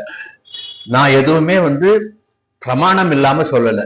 1-2 தவிர நேற்று சொன்னேன் இல்லையா, 6 முகம் 10 பிரம்மாவும் 10 தலையா வந்தாங்க. அதெல்லாம் கொஞ்சம் ஹாத்தியத்துக்காக சொல்றது. ஆனா இது விஷ்ணு புராணத்துல இருக்கிற கதை. என்ன கதை விஷ்ணு புராணத்துலன்னா, ஒரு சமயம் கிருஷ்ணனும் நாரதரும் ஒரு காட்டின் வழியா நடந்து போறாங்களாம். நாரதருக்கு எப்பயுமே என்ன ஏதாவது ஒரு கலகம் பண்ணணும், ஏதாவது ஒண்ணு கேட்கணும், அதனால நமக்கெல்லாம் நல்ல தெரியணுன்றதுக்காக ஏதாவது ஒரு கேள்வி கேட்பார். ஏடா கூடமான கேள்வியா கூட இருக்கும். இருந்தாலும் கடைசியில என்ன நடக்கும், நல்ல தத்துவங்கள் நமக்கு தெரிய வரும். அந்த வகையில கிருஷ்ணா எல்லாரும் உன்னை மாயன் மாயன் மாயன் சொல்றாள். அது என்னப்பா மாயம் உங்ககிட்ட? மாயன்னு ஏன் உன்னை கூப்பிடுறான்ட்டு கேட்டாராம் கிருஷ்ணனை. அதுதானே சொல்றேன், ஆனா இப்ப எனக்கு ரொம்ப தாகமா இருக்கு, கொஞ்சம் தீர்த்தம் கொண்டு வந்து கூட, தீர்த்தம் சாப்பிட்டுட்டு கொஞ்சம் தெம்பா சொல்றேன் உனக்குன்னாராம். சரின்ட்டு நாரதர் அப்படியே காடாச்சா, அங்க எங்க தீர்த்தம் கிடைக்குது, தீர்த்தத்தை தேடி பக்கத்துல அப்படியே போகும்போது பக்கத்துல ஒரு கிராமம், அங்க ஒரு வீடை பாக்குறார். போய் கதவை தட்டுறார். சீரார் வலையொடிக்க வந்து திறந்தால் ஒரு பெண், அழகான யுவதி ஒரு கதவை திறக்கிறார். அவர் பார்த்த உடனே அவருக்கு பிரமிப்பு. பார்த்தேன், ரசித்தேன், பக்கம் வர துடித்தேன், மதைத்தேன் என நான் நினைத்தேன். அவளை பார்த்த உடனே காதல் வந்துடுத்து இவருக்கு. யாருக்கு? நாரதருக்கு. காதல் வந்துட்ட உடனே நம்ம என்ன காரியத்துக்கு வந்ததுலாம் மறந்து போச்சு. அந்த பெண்ணுடைய அழகுல மயங்கி, அம்மா என்னை கல்யாணம் பண்ணிக்கோன்னு சொல்லி அவளையும் கல்யாணம் பண்ணிட்டார். அவ கூடிய குர்த்தனம் பண்றார். குழந்தை குட்டிகள்லாம் நிறைய குழந்தைகள்லாம் பார்த்துட்டு சந்தோஷமா குடும்பம் பண்ணிட்டு இருக்கார். எதுக்கு வந்தார்? கண்ணனுக்கு தீர்த்தம் எடுத்து போக வந்தார். இதெல்லாம் மறந்து போயிட்டார். குடும்பம் நடத்திட்டு இருக்காரு இங்க. அப்போ ஒரு காட்டுல ஒரு பெருவெல்லாம் அந்த அடிச்சுட்டு போறது. அவ இருக்கிற வீடே வெள்ளத்துல அடிச்சுட்டு போச்சான். அப்போ அவர் கண்ணெதிரியே அவருடைய மனைவி, யார ரசிச்சு ரசிச்சு கல்யாணம் பண்ணிட்டு வர அந்த மனைவி, அந்த மனைவி மூலம் பிறந்த குழந்தைகள் எல்லாரும் வெள்ளத்துல அடிச்சுட்டு போறா. இவரும் அடிச்சுட்டு போறார். தெய்வாதீனமா இவருக்கு ஏதோ ஒரு மரக்கலையை பிடிச்சிட்டு கரை ஒதுங்கிட்டார். மத்தவாள்லாம் அடிச்சுட்டு போயிட்டே இருக்கா, வெள்ளம் கொண்டு போறது. அப்போ எந்த மரக்கலையை பிடிச்சுன்னு அவர் எழுந்து நின்று பார்த்தாருன்னா, கிருஷ்ணன்ட்ட தீர்த்தம் கொண்டு வரேன்ட்டு போனார் இல்லையா, அந்த இடத்துல நிக்கிறார். என்ன நாரதரை தீர்த்தம் கொண்டு வந்துட்டீரான்றார். இவருக்கா இன்னும் பழைய நினைவுல இருந்து மாறல. என் பொண்டாட்டி பிள்ளையெல்லாம் ஆத்துல அடிச்சுன்னு போறா, தீர்த்தம் கேட்கறியா? தீர்த்தம்னாராம். இன்னும் புரியலையா உனக்குன்னாராம். அப்பதான் அவருக்கு ஞாபகம் ஸ்ட்ரைக் ஆச்சு. ஆஹா, மாயம். இதுதான் கிருஷ்ணனுடைய மாயம். ஒரு க்ஷணத்துல ஒரு வாழ்க்கையே வாழ்ந்து காட்டிட்டார் அவருக்கு மனசால. அதுதான் கிருஷ்ணனுடைய மாயம் என்று விஷ்ணு புராணத்திலே சொல்லுகிறார். அப்புறம் நாரதர் ஆஹா, இதெல்லாம் அவர்களுடைய மாயையா, இதுதான் மாயையா, உன்ன மாயன்னு சொல்றது சரிதான்ட்டு உணர்ந்தாருன்ட்டு விஷ்ணு புராணம் நமக்கு எம்பெருமானுடைய மாயை எப்படி இருக்கும் சன நேரம்தான். முதல் பாசுரத்துல பார்த்தோம். அங்க தேவர்கள் எல்லாம் தூப தீபம் கொடுக்கின்ற பொழுது அந்த தூப கொடுக்கின்ற அந்த ஒரு கணத்தை நமக்கு கீழே இறங்கி கிருஷ்ணாவதாரம் முடிச்சுட்டு திருப்பி அங்க போயிட்டாருன்னா இதுதான் கால பிரமாணம். அவளுடைய காலத்திற்கும் நம்மளுடைய மனுஷ காலங்களுக்கும் உள்ள வித்தியாசம். அதையும் இந்த பின்னால வியாக்கியானத்தில் சொல்றேன். மாயனை, இப்படிப்பட்ட மாயனை. சரி, ஒரு கதை சொல்லியாச்சு, அது போருமா? போறாது. நம்ம முதல்லயே சொன்னங்க, 5ல 5வது வேதம் வேற சொல்லிட்டீங்க. நீங்க புதுசா ஒரு கதை விட்டீங்க, 5வது வேதம் இல்ல வேத பிரமாணம்ட்டு. நான் அதுக்கு பாரதகா பஞ்சமோ வேதகான்ட்டு நான் ஒரு பிரமாணமும் சொல்லிட்டேன். அந்த மகாபாரதத்துல இல்லாத மாயமா? எத்தனை மாயங்கள் அந்த மகாபாரதத்துல சொன்னா இன்னைக்கு பூரா சொல்லிட்டு இருக்கலாம். அதனால ஏதாவது ஒண்ணு சொல்லுவோன்ட்டு இன்னைக்கு ஒரு கதையை மட்டும் அதுல இருந்து எடுக்கிறேன். மகாபாரதத்தில் இருக்கின்ற மாயம். தூது போன கதையை சொன்னா அதுவும் சொல்லலாம். துரோணருடைய பிள்ளையை எப்படி மாத்தி துரியோதனுக்கு எதிரியாக்கி விட்டார்னு சொல்லலாம். அது இருக்கட்டும், அது உங்களுக்கு தெரியும். அதனால அதெல்லாம் சொல்லலை. வேற கதை சொல்றேன். அதாவது மகாபாரதத்துல, நான் எதுவுமே புதுசா சொல்ல, மகாபாரதத்துல இருக்கிறது. மகாபாரதத்துடைய எப்படி ஆரம்பிக்கிறது? காய் உருட்டுறதுல இருந்து ஆரம்பிக்கிறது. சூதாட்டத்தில் தானே ஆரம்பிச்சது. சூதாட்டத்துல ஒன்னு ஒன்னா வச்சு தோத்துட்டே வந்துட்டான் தர்மன். கடைசியில என்ன பண்றான்? திரௌபதியையும் வச்சு தோற்று விட்டான். பாரதியார் பாஞ்சாலி சபதத்தில் எடுத்து பார்த்தா பீமனுடைய கோபத்தில் எரிதழ கொண்டு வா, அண்ணன் கையை எரித்திடுவோம் சொல்லுவான். அந்த அளவுக்கு கோபம். பத்தினியே கூட சூதாட்ட வெறியின்னு வச்சு தோத்துட்டியடான். அது மாதிரி இவன் அந்த சூதாட்டத்திலே தன்னுடைய பத்னியாகிய திரௌபதியை பணயம் வைத்து தோற்றுவிட்டான். பணையம் வச்சு தோத்துட்டான்னா ஜெயிச்சவனுக்கு அந்த பணைய பொருள் சொந்தமாயிடும். அப்போ துரியோதன அகம்பாவத்தினுடைய உச்சியில சொல்றான், திரௌபதி, உன் கணவன் உன்னை வைத்து தோற்றுவிட்டான், இனிமே நீ எனக்கு அடிமை, வா என் தொடையில் அமருன்னு தொடையை தட்டான். அதனால்தான் தொடையை தட்டாதன்னு சொல்லுவா பெரியவா. தொடையை தட்டுற இடம் வேற ஒண்ணு இருக்கு. ஒரே ஒரு இடத்துல தான் தொடையை தட்ட சொல்லுவா. எங்க? காட்டுல. அது எல்லாருக்கும் தெரியும். அதனால தொடையை தட்டி தொடையில் அமருன்னு சொன்னானோ. திரௌபதி எப்போ வீட்டு விளக்காக இருந்த நேரத்திலும் துச்சாதனன் பிடிச்சு இழுத்துட்டு வந்தான். எவ்வளவு அவமானப்படுத்தினான். நீ அடிமை என்றான். உடனே திரௌபதி சொல்றா, எந்த தொடையை தட்டி நீ என்னை இவ்வாறு அவமானப்படுத்தினாயோ, என் பதிவிரத தன்மையை பங்கப்படுத்தினாயோ, அந்த தொடையை பிளந்து என் பர்த்தா உன்னை கொள்வான் என்று சொல்றான். உடனே பக்கத்துல பீமன் இருந்தால அவனும் சபதம் பண்றான், துரியோதனா, நீ தட்டிய தொடையை பிளந்து உன் உயிரை நான் மாய்ப்பேன் என்று சொல்லுவான். இதாயிட்டா. இதுக்கு பின்னால மகாபாரதத்துல இந்த தொடையை காப்பாத்துறதுக்காக இவோ காந்தாரி என்னென்ன இது பண்ணான்றதெல்லாம் பின்னால கதை. அதெல்லாம் சொல்லிட்டு போனா மகாபாரதம் தொட்டோம்னா முடிவே இருக்காது. அவ்வளவு கதை போகும். இப்போ தொடையை தட்டினான், தொடையை பிறந்து உன்னை மாய்க்க வைப்பேன் என்று திரௌபதி சபதம் பண்ணா. உடனே பீமன், உன் தொடையை உடைத்து உன்னை நான் கொள்வேன் என்று ஒரு சபதம் பண்றான். பீமனுக்கு ஆயுதம் எது? கதாயுதம். கதாயுதத்தை கொண்டு போர் பண்ற பொழுது, அந்த காலத்துல போர் நெறியெல்லாம் கரெக்டா இருந்தது. சூரிய அஸ்திரமத்துக்கு பிறகு போர் பண்ணக்கூடாதுன்னா 2 பேருமே நிறுத்திடுவா. ஒரு போர் நெறின்னா யுத்த தர்மம் என்று பெயர். அந்த யுத்த தர்மத்துல சரியா கடைபிடித்தார்கள் அந்த காலத்துல. அப்போ கதாயுதத்தை வைத்து யுத்தம் பண்ணுகின்ற பொழுது இடுப்புக்கு கீழே அடிக்கக்கூடாது என்பது தர்மம். இடுப்புக்கு மேல எவ்வளவு வேணாலும் அடிச்சுக்கோ, ஆனா இடுப்புக்கு கீழே அடிக்கக்கூடாது என்பது யுத்த தர்மம். ஆனாலும் பீமன் சபதம் பண்ணுகின்றான், என் கதையினால் உன் தொடையை பிளந்து, எந்த தொடையை தட்டி நீ என் பத்தினியை உன் தொடையில் அமரும் என்று சொன்னாயோ, அந்த தொடையை பிளந்து உன்னை நான் மாய்த்து விடுவேன் என்று சத்தியம் பண்றான். இது முடிஞ்சு போச்சு. இப்போ மகாபாரதம் யுத்தம் நடக்கிறது. துரியோதனனுக்கும் பீமனுக்கும் தான் எப்பயும் சண்டை உக்கிரமா நடக்கும். பாக்குறார் கிருஷ்ணன். இதுக்கு முன்னே நடத்த முதல்ல கிருஷ்ணனுக்கு தான் எல்லாமே ஞானம் தெரியுமே முதல்லயே. சரி, யுத்தத்துல தொடைய தட்டி உடைச்சான்னா அது யுத்த தர்மத்திற்கு எதிராக போயிட்டு முதல்லயே ஒரு காரியம் பண்ணிட்டார். என்ன பண்றாருன்னா, மைத்ரேயர்ன்ற ஒரு ரிஷியை கூப்பிடுறார். கூட்டு மைத்ரேய ரிஷியே, இந்த வீணா சண்டை வரப்போறது எப்படி பக்குவமா சொல்றாரு பாருங்க. வீணா சண்டை வரப்போறது, எவ்வளவு பேர் செத்து போறா, எதுக்கு இந்த சண்டை? நீங்க போய் அந்த துரியோதனன்ட்ட தூது போய், நான் போய் தூது போய் பார்த்தேன் பலிக்கல, நீ தூது போய், நீ ரிஷி ஆச்ச, ரிஷி போய் சொல்லுங்க, இந்த துரியோதனா பாண்டவர்கள் கூட சமாதானமா போயிடு, சண்டை வேண்டான்னு சொல்லுங்கன்ட்டு மைத்ரேயரை அனுப்புறார். மைத்ரேயர் போயிட்டு, கிருஷ்ணனே நம்ம கிட்ட சொல்லிட்டான்ட்டு போயிட்டு துரியோதனுக்கு உபதேசம் பண்ண போறார். துரியோதனன் தான் இப்ப ஜெயிச்சிட்டோம், சூதலை ஜெயிச்சிட்டோம், இவாள ஒரு ஒரு இடம், ஒரு என்னது ஊசி முனை அளவு கூட இடம் கிடையாதுன்னு திருத்தி விட்டுட்டோன்ட்டு அந்த கர்வத்துல இருந்தான் இல்லையா. இப்ப போய் என்ன சமாதானத்துக்கு கூப்பிடுறாய், போய் அவன் வேலையை பார்த்துட்டு தொடைய தட்டிண்டு, நீ என்ன ரிஷியா, ரிஷி எல்லாம் எனக்கு உபதேசம் பண்ற அளவுக்கு ஆயிட்டீங்கன்னா, நான் சக்கரவர்த்தி ஆகையினால் நீ எனக்கு உபதேசம் பண்ணாதேன்ட்டு தொடையை தட்டிண்டு, அப்ப அவனுக்கு அதே வேலை, தொடையை தட்டி தட்டி சொல்றதுன்ட்டு அவரை அவமானப்படுத்தி வெளியிலே போன்னு சொல்லிட்டான். ரிஷின்னா அவள் தான் தபஸ்ல இருந்து பெரிய ஞானம் பெற்றவா இல்லையா. அவருக்கு கோபம் பிடி சாபம்ட்டு பிடி கொடுக்கிறார். எந்த தொடையை தட்டி என்னை இழிவுபடுத்தி வெளியே போ என்று சொன்னாயோ, அந்த தொடை முறிந்து நீ சாவாய்.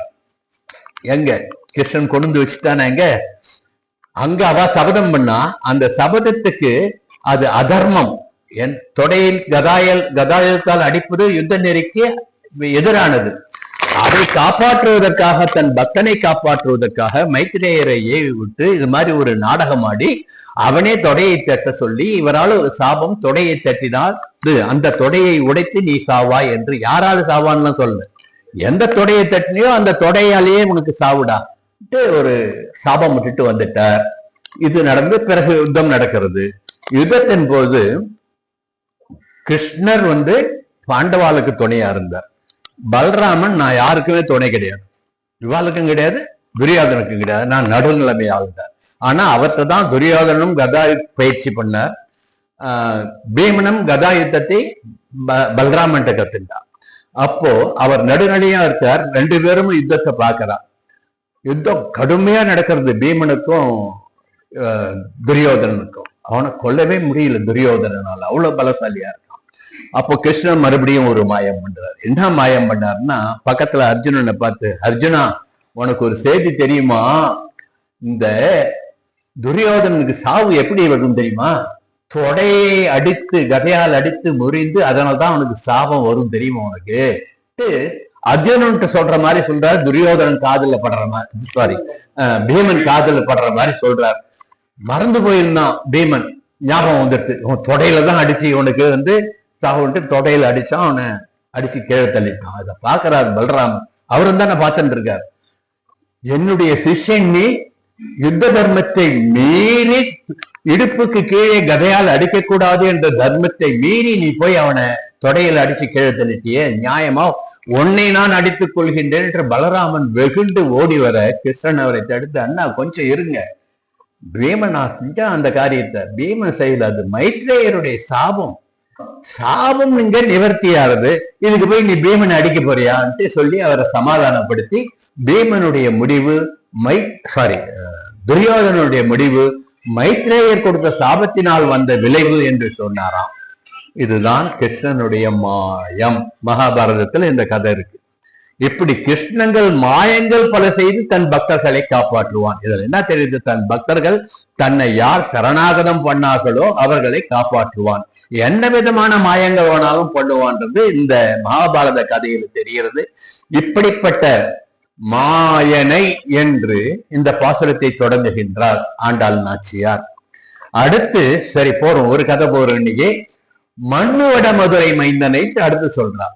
அது என்ன மாயன் சொல்லிட்ட, சரி மாயன்னா கிருஷ்ணன் தெரிஞ்சுட்டோம். வடமதுரை மைந்தன் சொன்னாலும் சரி, வடமதுரா.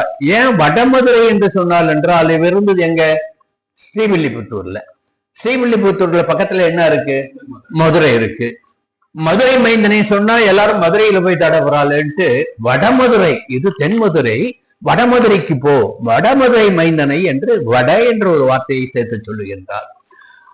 இந்த வட என்றால் ஆலமரம்னு ஒரு பேர் இருக்கு, அர்த்தம் இருக்கு சமஸ்கிருதத்துல. அதனால ஒரு கருணாகராச்சார் சுவாமியுடைய அப்பா ஸ்ரீநிதி சுவாமிகள் வியாக்கியானம் பண்ணும் பொழுது, வட்டமதுரை மைந்தனை, வட்டமதுரைன்னு ஆலமரம் எப்படி ஆள் போல் தழைத்து அருகு போல் வேறுன்றால் அது போன்று செழிப்பாக இருக்கின்ற ஒரு வியாக்கியானம் பண்ணுவார். சும்மா உதாரணத்துக்கு சொல்றேன். அப்படிப்பட்ட அந்த வடமதுரை, இந்த தென்மதுரையில அந்த வடமதுரை மைந்தனை, மைந்தன் என்றால் சிறப்பானவன், பெருமை மிக்கவன் ஒரு அர்த்தம். நம்ம அருணகிரிநாதர் அற்புதமா ஒரு இதுல சொல்லுவார், முருகனை அழைக்கின்ற பொழுது குகனே வருக, மைந்தை வருக, மைந்த வருக, என் எந்தை வருகன் தான் பாசுரம் போகும். ஆக மைந்தன் என்றால் சிறப்பு வாய்ந்தவன், தனித்தன்மை உடையவன். அதனால்தான் இப்ப என்ன சொல்றோம், நாங்கள் எல்லாம் மண்ணின் மைந்தர்கள், நீங்கள்லாம் வந்தேரிகள் சொல்றோம் இல்லையா. அப்போ மைந்தர் என்ற வார்த்தைக்கு ஒரு உரிமை உடையது, உரிமை உடையவர்கள் என்ற ஒரு அர்த்தம் வரும். ஆகவேதான் மதுரை மைந்தனை வடமதுரை மைந்தனை என்று சொல்லி அந்த வடக்கே இருக்கின்ற அந்த மதுராபுரிக்கு தலைவனானவனை, மதுராபுரிக்கு உரிமையானவனை என்று வடமதுரை மைந்தனை என்று சொல்லுகின்றார். சரி, வடமதுரை மைந்தனை அடையாளம் காட்டிட்டு சரிதான். ஏன் மண்ணு வடமதுரை மைந்தனை என்று சொன்னால், மண்ணுன்னு ஒரு வார்த்தையை ஏன் வடமதுரை மாயனை வடமதுரை மைந்தனைன்னே சொல்லியிருக்கலாமே. ஏன் மாயனை மண்ணு வடமதுரை மைந்தனை என்றால், மண்ணு புகழ் கோசலைதன் மணிவயறு வாய்த்தவனே. மண்ணுன்னா ஒரு பெருமை, ஒரு தனியான சிறப்பு இருக்கணும். அதனால்தான் ஆழ்வார் பாசுரம் பாடும் பொழுது கோசலை வயிற்றில் ராமன் பிறந்தத மண்டு புகழ் கோசலேதன் மணிவயறு வாய்த்தவனே நிலங்கை கோன்முடிகள் சென்றுதைத்தாய் செம்பொன் சேர் பாசுரம் அப்படியே போயிட்டே இருக்கும். அனுபவிக்கலாம். அதை தாலாட்டு பாடுற பொம்நாட்டிகள்லாம் இருக்கா, அவங்க பேரம்பத்திகள்லாம் தாலாட்டு பாடுறதுன்னா ஆழ்வார் பாசுரத்தை சொல்லி தாலாட்டு பாடுங்க. லாலா லொல்லாம் வேண்டாம். மண்ணு புகழ் கோசலை சொல்லி அந்த குழந்தை அதை கேட்டு வளர்ந்து வளர்ந்து நல்ல ஞானஸ்தானா வளருவோம். குழந்தைங்களை மாதிரி பண்ணி கொடுங்குவோம். இப்போ அது வேற. இப்போ வருவோம். மண்ணு என்றால் பாகவத சம்பந்தம் மாறாமல் இருக்கின்ற இடம், பெருமை வாய்ந்த இடம், நல்ல இடம், இப்படி அர்த்தம் சொல்லிட்டே போகலாம். இப்போ இந்த மண்ணு வடமதுரை என்றால், அப்ப அந்த வடமதுரைக்கு என்ன பெருமை? வடமதுரை தான் முதலிலே சித்தாசிரமம் என்று இருந்தது. சித்தாசிரமத்துக்கு எவ்வளவு பெருமை! அங்கதான் துருவன் தபஸ் பண்ணான். எம்பெருமான் நேரடியா சாட்சா்காரமாகி அவனுக்கு துருவனுக்கு சங்கினார் அவனுடைய தாடையை தடவி அவனுக்கு அனுகிரகம் பண்ணார். இன்னும் துருவ நட்சத்திரமா இருந்துருக்கான். அத்தகைய சித்தாசிரமம். அது மட்டுமா, அந்த இடத்தில் மதுவனம்ட்டு முதல்ல பேர் இருந்தது. வாமனன் அவதரித்தது எந்த இடம்? சித்தாசிரமம், மதுவனம் என்ற சித்தாசிரமம். ராமாயண காலத்துல சத்ருக்னன் மூலம் லவணாசுரன் என்ற அசுரனை அழித்து அந்த மதுவனம் என்ற இடத்தை மதுரா என்று ஒரு நகரமாக மாற்றினான் சத்ருக்னன். ஆகவே அது புனிதமான இடம். இப்படி மதுரா என்ற அந்த நகரத்திலே ஒவ்வொரு அவதாரத்திற்கும் ஏதாவது ஒரு விதத்துல தொடர்பு இருந்துட்டே இருக்கு. ஆகையினால்தான் அது சிறப்பானது. அதனால மண்ணு வடமதுரைன்னு சொன்னார். ஒரு ஹரிவம்சத்துல ஒரு ஸ்லோகம் வரும். மதுரா நாம நகரி நித்தியம் சந்நிதோ ஹரிஹி. மதுரா நாமம்ன்ற அந்த மதுராவுக்கு நித்தியம் சந்நிதோ ஹரி, ஹரியினுடைய நித்தியவாசம் பண்ணுகின்ற இடமாக இருந்தது. அந்த சம்பந்தம் இருந்தது என்று சொல்வார்கள். ஆகவே பகவான் யுகந்தோறும் அந்த மதுராபுரிக்கு ஏதாவது ஒரு விதத்துல சம்பந்தப்பட்டு இருந்ததனால் வடமதுரை, மண்ணு வடமதுரை என்று மண்ணு என்ற ஒரு வார்த்தையை சேர்த்து வடமதுரை மைந்தனை என்று சொல்லி இருக்கின்றாள் ஆண்டாள் நாச்சியார். நீங்க இதெல்லாம் சொல்லிட்டா அப்ப நம்ம ஆச்சாரியன் சொன்னது சொல்லாம போலாமோ? நம்ம சதாச்சாரியன் சார்வபௌமன் சுவாமி நிகமாந்த மகாதேசியன் கோபால விம்சத்தின்ட்டு அற்புதமான ஒரு ஸ்லோகங்கள்லாம் நமக்கு கொடுத்திருக்கார். விரஜயோஷித பாங்க வேதனியாம் மதுரா பாக்யமனன்ய போக்யமீட்டே. 6வது ஸ்லோகம் கோபால விம்சத்தியில. அதுக்கப்புறம் மற்றதெல்லாம் வாசிச்சு தெரிஞ்சுக்கோங்க. கோபியர்களுடைய கடைக்கன் பார்வை வீச்சால் கிருஷ்ணா நீ அடங்கி போயிட்டியே. அப்படிப்பட்ட கோபிகைகள் வாழ்கின்ற இந்த மதுராபுரியிலே நீ அவதாரம் பண்ணியதனால் இந்த மதுராபுரிக்கும் பெருமை வந்து விட்டது என்று அனுபவிக்கின்றார் சுவாமி நிகமாந்த மகாதேசிகன். இந்த வகையில மண்ணு வட மதுரை மைந்தனை என்ற வாக்கியத்திற்கு அர்த்தம் கொள்ளுவோம். அடுத்து என்ன சொல்றா?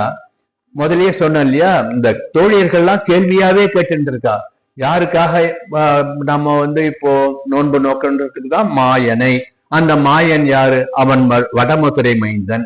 அந்த வடமதுரை எங்க இருக்கு? இப்போ அடுத்த வரியில சொல்றான், தூய பெருநீர் யமுனை, யமுனை கரையில இருக்குன்னு சொல்றான். தூய பெருநீர் யமுனைன்னு சொல்லிட்டு போய்க்கலாமே, ஏன் பெருநீர் யமுனை சொல்றேன்? ஏன்னா வெள்ளம் அடிச்சுட்டு வருது, பெருநீர் யமுனை சொல்லிக்கலாம். தூய பெருநீர் யமுனை என்று சொல்லுகின்றார். ஏன் யமுனை தூய பெருநீர் ஆயிற்று? கிருஷ்ணலீலா சம்பந்தத்தினால். கிருஷ்ணன் கூட கிருஷ்ணன் அங்க விளையாடினான், குளிச்சான், வாய்க்கொப்பளிச்சான். அவனுடைய திருவடி சம்பந்தம் பெற்றதனால் வெறும் நீர் தூய நீராக மாறிவிட்டது, பெருநீராக மாறிவிட்டது என்று ஆண்டாள் அனுபவிக்கின்றாள் என்று நாம் அனுபவிக்க வேண்டும். விஷ்ணு புராணத்திலே யமுனா நதியை பற்றி ஒரு ஸ்லோகம். சத்த சந்தோஷம் அதிகம் பிரசமம் சண்டமாருதாக பிரசாதம் நிம்னகாயாதாக ஜாயமானே ஜனார்தனே. அதாவது பல சுழல்களுடன் பொங்கி பெருகிய யமுனையாறு வசுதேவர் குழந்தை கிருஷ்ணனை கம்சன் கொல்லாமல் இருக்க வேண்டும் என்று பிறந்து அன்றே ஒரு கூடையிலே தலையிலே தாங்கி வந்தார், ஆதிசேஷன் கொடையாக வந்தான், அந்த மழையிலிருந்து குழந்தையை காப்பாற்றினான்லாம் சொல்றாள் இல்லையா? அதுதான் விஷ்ணு புராண ஸ்லோகம் சொல்றது. ஆகையினால் அந்த பிரவாகங்கள் நிறைந்த அந்த யமுனை, பெருநீர் நிறைந்த அந்த யமுனை கிருஷ்ணன் அக்கறைக்கு போக வேண்டும் என்பதற்காக, யமுனா ஜலத்தின் தென்கரையிலிருந்து வடகரைக்கு போக வேண்டும் என்பதற்காக, நந்தகோபன் குடிலுக்கு போக வேண்டும் என்பதற்காக வசுதேவருக்கு வழி பிளந்து விட்டதல்லவா? அதைத்தான் இந்த விஷ்ணு புராண ஸ்லோகம் சொல்லுகின்றது. இந்த சொல்லும் பொழுது ஒரு கதை சொல்லுவா. தேரெழுந்தூர் பாசுரம், ஆழ்வார் பாசுரம், தந்தை காலில் இட்ட விலங்கு தானாக அவிழ்ந்து போச்சுன்னு இருக்கு இல்லையா? அது தேரெழுந்தூர் பாசுரத்துக்கு அனுபவிக்க போனோம்னா கோசகனுடைய பெருமை சொல்றது, அது இன்னும் நாழி ஆயிட்டே இருக்கும், பிய மணி அழையிற ஆயிடுச்சு. அது மாதிரி இந்த குழந்தைய தலை வச்சுட்டு போறார். நடு ராத்திரி இருட்டு, அந்த இருட்டுல அஷ்டமி திதி இல்லையா, இருட்டா இருக்கு, போயிட்டு இருக்காரு. வெள்ளையா மழை வர்ஷிக்கிறது, கொட்டிகிட்டே இருக்கு, பெருமழை. நேற்று ஆழிமழை பார்த்த மாதிரி பெருமழை அது. அதுல குழந்தைய கூட்டுன்னு தள்ள தூக்கிட்டு போறார்.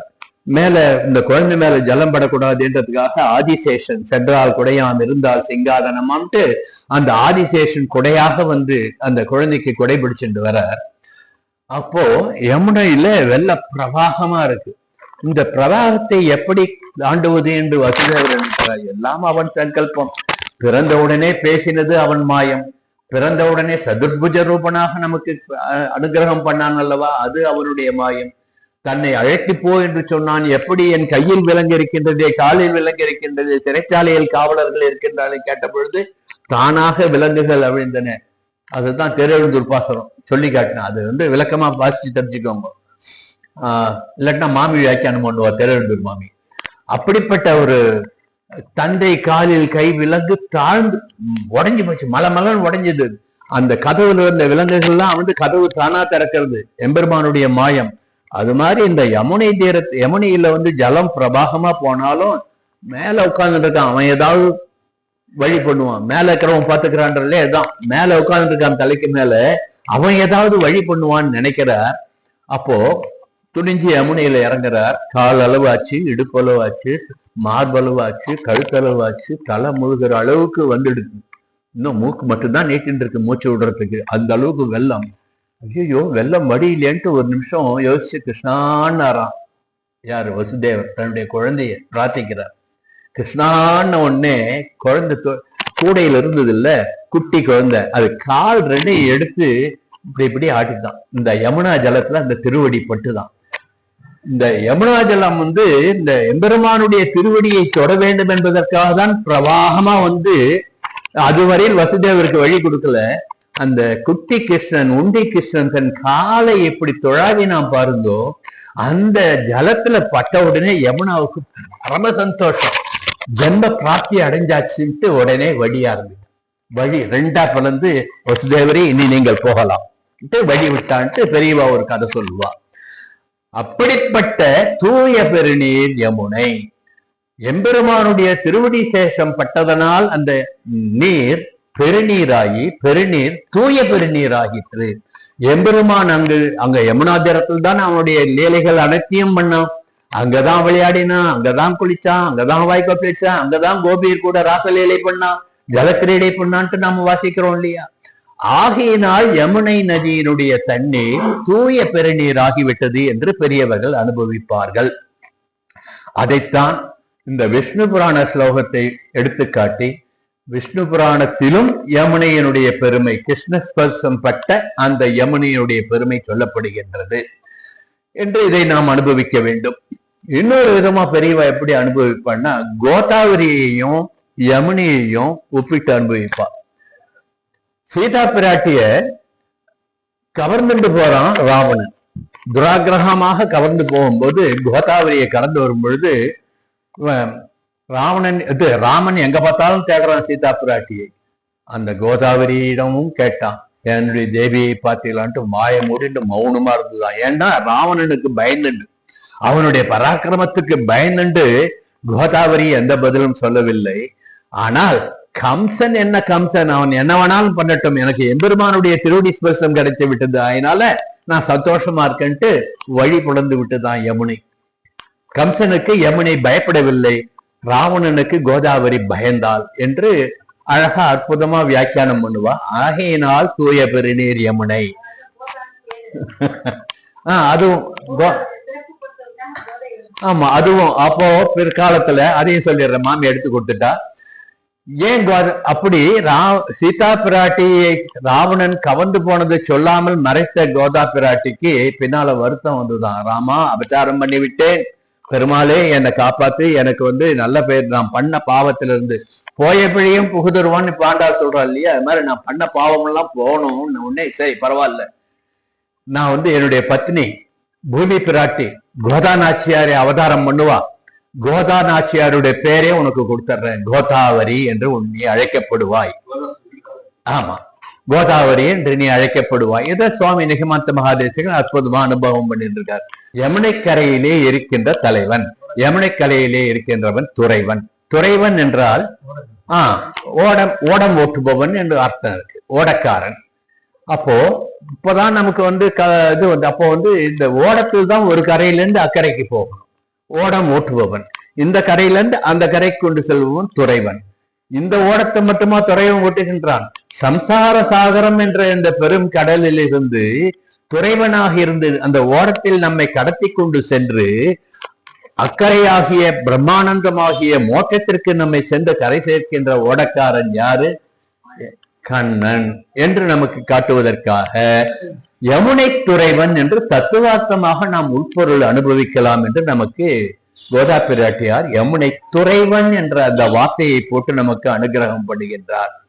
இந்த ஸ்லோகத்தினுடைய அர்த்த விசேஷமாக உள்ளுரை பொருளாக பகவத்கீதையிலே எம்பெருமான் சொன்ன அந்த சர்ம ஸ்லோகம் இருக்கு இல்லையா, சர்வதர்மான் பரிச்சக்ஷன் சர்வ ஸ்லோகம் வருது இல்லையா, உன் பாவங்கள் அனைத்தையும் நான் நீக்கி விடுகின்றேன். என்ன பண்ணணும்னே? மாம் ஏகம் சரணம் ரஜா, என் ஒருவனையே சரணாகப்பற்று உன் பாவங்கள் அனைத்தையும் நான் போக்கி விடுகின்றேன் என்று சொன்னான் அல்லவா. நீ கர்மயோகம் பண்ண வேண்டாம், ஞான யோகம் பண்ண வேண்டாம், பக்தி யோகம் பண்ண வேண்டாம், நீ சரணல்லால் சரணில்லை என்று என் சரணத்தை பற்றிக்கொள், உன்னை நான் காப்பாற்றுகின்றேன், மா சச்சகா, கவலைப்படாதே என்று சொன்னான் அல்லவா. அந்த ஸ்லோகத்தினுடைய அர்த்த விசேஷம்தான் இந்த பாசுரத்திலே புரிந்திருக்கின்றது என்று பெரியவர்கள் அனுபவிப்பார்கள். அப்படி கண்ணா, நீ சங்கல்பித்தபடியே நாங்கள் எல்லாம் தூயமாய் வந்திருக்கின்றோம். அது என்ன நீ சங்கல்பித்தபடியே? ஆண்டாள் யாரு? பூமா பிராட்டியுடைய அம்சாவதாரம் இல்லையா. பூமா பிராட்டிக்கு என்ன பண்ணார்? வராக அவதாரத்தின் பொழுது முதல் நாளே சொன்ன இல்லையா, அவதாரிகையில வராக அவதாரத்தில் யஜ்ஞவராகனாக வராக பெருமாள் பூமா பிராட்டிக்கு ஒரு சத்திய பிரமாணம் பண்ணி கொடுக்கிறார், இந்த சேதனர்களை எப்படி காப்பாற்றுவேன் என்று. ஏன் அந்த சத்திய பிரமாணம் கொடுத்தார்? பூமாதேவி நமக்காக பிரார்த்தனை பண்ணினாள். என்ன பிரார்த்தனை பண்ணினாள்? என்ன காப்பாத்திட்டியே, இந்த பூலோகத்தில் இருக்கிறவாள்லாம் எப்படி காப்பாற்ற போறேன்னு கேட்ட பொழுது வாயினால் பாடி மனத்தினால் சிந்தித்து என்னை தொழுதால் என்னை சரணம் பண்ணினால் நான் காப்பாற்றுகிறேன் 3 கட்டளை சொன்னான் இல்லையா. அதை ஆண்டாள் நாச்சியார் இங்கு சொல்லுகின்றாள். கண்ணா, நீ சங்கல்பித்தபடியே அன்று வராக பெருமானாக நான் பூமி பிராட்டியாக இருந்த பொழுது நீ சங்கல்பம் பண்ணாய் அல்லவா, இந்த பூலோகத்தில் இருக்கின்ற இந்த சம்சார சாகரத்திலே உழலுகின்ற இந்த ஜீவாத்மாக்களை காப்பாற்றுவேன் என்று எனக்கு சத்தியம் பண்ணி கொடுத்தாய் அல்லவா. அதன்படி இன்று நாங்கள் தூயோமாய் வந்தோம்.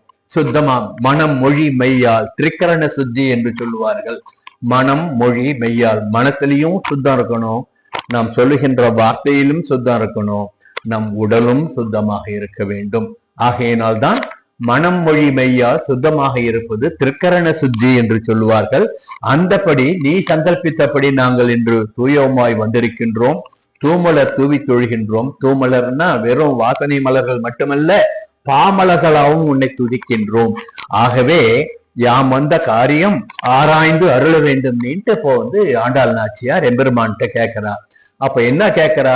எங்களுக்கு பறை கொடு. என்ன பறை? மோட்சானந்தம் என்ற பெரும் பறை. நித்தியம் உனக்கு நித்திய சூரிகளை போன்று கைங்கரியம். சதா பஷ்யந்தி சூரையா, நாம சேவிக்கிறோம் இல்லையா தினமும். தத் விஷ்ணு ஓ பரமம் பதகம் சேவிக்கிறோம் இல்லையா. எப்ப பார்த்தாலும் கண்ணிமைக்காமல் பெருமாளியே பார்த்துட்டு உனக்கு கைங்கரியம் பண்ணுகின்ற அந்த பறையை எங்களுக்கு அருள வேண்டும் தான் திருப்பாவையருடைய சாராம்சம். அப்படி கேட்கின்றால் பறையாகிய அந்த பரமானந்தத்தை, பேரானந்தத்தை, மோட்சானந்தத்தை எங்களுக்கு அருளுவதற்காக இந்த சம்சார சாகரத்தில் இருந்து எங்களை கடையேற்றுகின்ற துறைவனே, யமுனை துறைவனே, தூய பெருநீர் யமுனை துறைவனே என்று ஆண்டாள் இந்த பாசுரத்திலே அனுகிரகம் பண்ணியிருக்கின்றார். இதுதான் பகவதி கீதை என்று நாம் அனுபவிக்க வேண்டும். அடுத்து என்ன சொல்றார்? ஆயர் குலத்தினில் தோன்றும் அணி விளக்கை என்று சொல்றார். இங்க ஒரு பெரிய தப்பு இருக்கு. என்ன தப்பு? சொல்ல ஆயர் குலமாயவன் கிருஷ்ணன் ஆயர் குலம் கிடையாது, அவன் விஷ்ணு குலம். வசுதேவருக்கும் தேவகிக்கும் தானே இவன் பிறந்தான். வசுதேவரும் தேவகியும் எந்த குலம்? விஷ்ணு குலம்.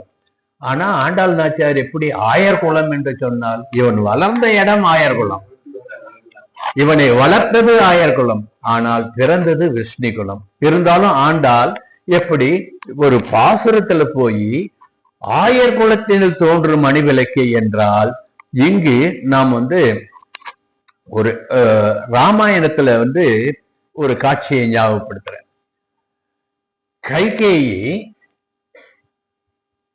ராமனுடைய நேரடி அம்மா கிடையாது, பயாலஜிக்கல் மதர்ன்னு சொல்லுவாங்க. அது மாதிரி திருவயிற்றில் சுமந்து பெற்றவன் அல்ல ராமன்.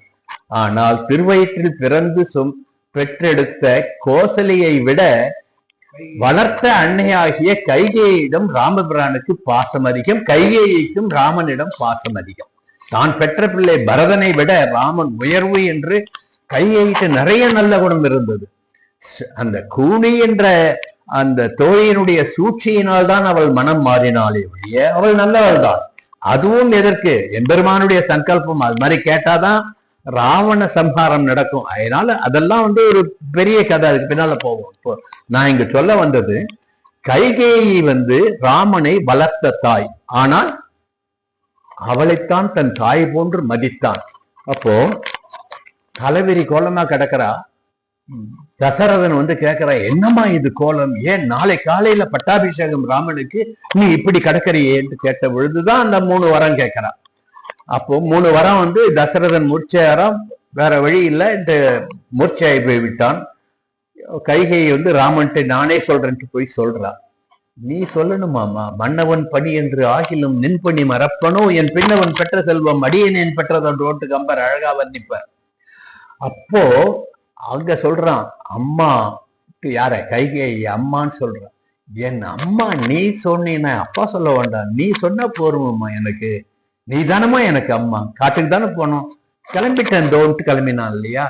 அப்ப யாரை அம்மா என்று சொன்னான்? தன் வளர்த்த தாயை தன் அம்மா என்று ராமன் சொன்னான் அல்லவா? அது இங்கு ஆண்டாளுக்கு நினைவு விட்டது. ஆயர் குலத்தினில் விஷ்ணு குலத்தில் பிறந்து ஆயர் குலத்தில் வளர்ந்த அந்த கிருஷ்ணனை பாடுவோம். ஆயர் குலத்தில் தோன்றும் மணிவிளக்கை, ஆயர் குலத்தில் தோன்றும் மணிவிளக்கை என்று சொல்லுகின்றால், தோன்றும் என்றால் என்ன? தோன்று, அது வினை தொகையாக எடுத்துக்கொண்டால் தோன்றினான், தோன்றிக் கொண்டிருக்கிறான், தோன்றுவான் என்று எடுத்துக்கொள்ளலாம். ஆகவே தோன்றும் மணிவிளக்கை என்றால், அப்போ பல அவதாரங்கள், பல யுகங்கள், பல பிறப்புகள் எம்பெருமானுக்கு உண்டு. அஜாயமானோ பகுதா விஜாயதே தஸ்ய தீரா பரிஜானந்தி யோனிம். நம்ம வேதத்துல சொல்றோம், இன்னும் பிறப்பில் பல்பிறவி பெருமான் என்று இந்த உபனிஷத் வாக்கியத்தை அழகாக தமிழ்படுத்தினார் சுவாமி நம்மாழ்வார். பிறப்பில் பல்பிறவி, அவனுக்கு எத்தனை பிறவி?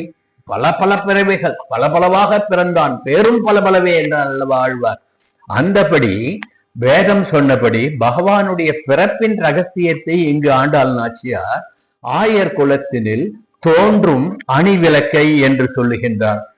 எப்ப தோன்றுவான் பகவான்?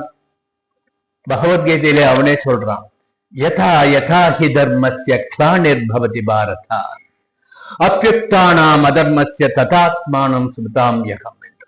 எப்பொழுதெல்லாம் தர்மத்துக்கு கிளானி ஏற்படுகின்றதோ, தர்மத்திற்கு தீங்கு ஏற்படுகின்றதோ, அதர்மம் தழைக்கின்றதோ, அப்பொழுதெல்லாம் நான் அவதாரம் பண்ணுவேன் சொன்னான் இல்லையா பகவான். அதபடி ஆயர் குலத்தினில் தோன்றும் மணி விளக்கை, கம்சனுடைய அராஜகம் தாங்காம போயிடுச்சு. ஆகையினால் அந்த கம்சனை சம்ஹாரம் பண்ணுவதற்காக ஆயர் குலத்தினில் தோன்றினான். எப்படி தோன்றினான்? அணி விளக்கு போல் தோன்றினான். விளக்குன்னா இருட்டை நீக்குவது. இந்த ரூமை ஃபுல்லா பூட்டி வச்சுட்டா எங்க பார்த்தாலும் இருட்டா இருக்கும்போது ஏதாவது ஒரு மூலையில ஒரு தீபத்தை ஏற்றி வச்சுட்டா அந்த ரூம் முழுவதும் பிரகாசமாயிடுறதா? அதுதான் விளக்கனுடைய சிறப்பு. ஆகவே அணி விளக்கை என்றால் அணி செய்கின்ற அந்த விளக்கு, குலத்தை அணி செய்கின்ற அந்த விளக்கு, யாதவ குலத்திற்கு ஒரு பெருமையை சேர்க்கின்ற அந்த விளக்கு, நந்தகுமாரனாக எல்லோரும் போற்றும்படி பிறந்த குல விளக்கு என்று அணி விளக்கை என்று சொல்லுகின்றாள். இப்படி இந்த விஷ்ணு புராணத்திலே இந்த அவதாரம் பற்றி அழகாக சொல்றது. மறுபடியும் பிரமாணங்களை தான் இந்த இதுல சொல்றோம். ஏன்னா ஒரு வார்த்தை ஆண்டாள் சொன்னால்னா வேதமனைத்துக்கும் வித்தல்லவா கோதை தமிழ். விஷ்ணு புராணத்துல ஒரு வாக்கியம், ததோ கில ஜகத் பத்மபோதாயாச்சுத பானுனா தேவகி பூர்வ சந்தியாயாம் ஆவிர்பூதம் மகாத்மனஹாம்.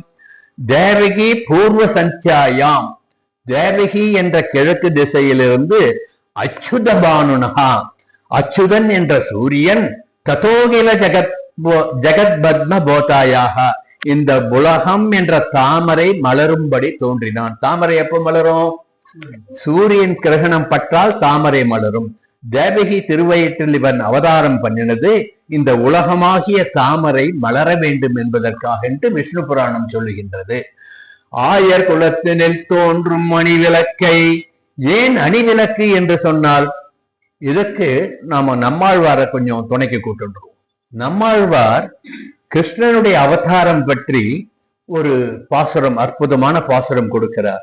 வேண்டி தேவர் இறக்க வந்து பிறந்ததும் வேங்கிருள்வாய் பூண்டு அன்று அன்னை புலம்ப போய் ஆங்கோர் ஆய்குளம் புக்கதும் காண்டலின்றி வளர்ந்து கஞ்சனை துஞ்ச வஞ்சம் செய்ததும் ஈண்டு நான் அலற்ற பெற்றேன் எனக்கு என்ன இகழுள்ளதே. இது நம்மாழ்வார் பாசுரம். வேண்டி தேவர் இறக்க, தேவர்கள் கேட்கிறா பெருமாள்கிட்ட எம்பெருமான்கிட்ட சரணாகதி பண்ணி வேண்டிக்கிறா, நீ அவதாரம் பண்ண வேண்டிய நேரம் வந்துட்டு பூலோகத்துல நிறைய அதர்மங்கள் பெருகி விட்டது. ஆகையினால முதல்லயே பகவத்கீதையில அதுதான் சொல்றாரு, எப்பெல்லாம் அதர்மம் பெருகுகின்றதோ தர்மம் குறைகின்றதோ அப்பொழுது நான் அவதாரம் பண்ணுவேன்னார் இல்லையா.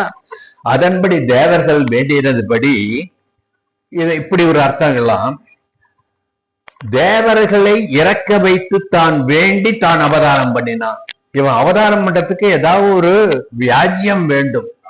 எப்படி பண்றது?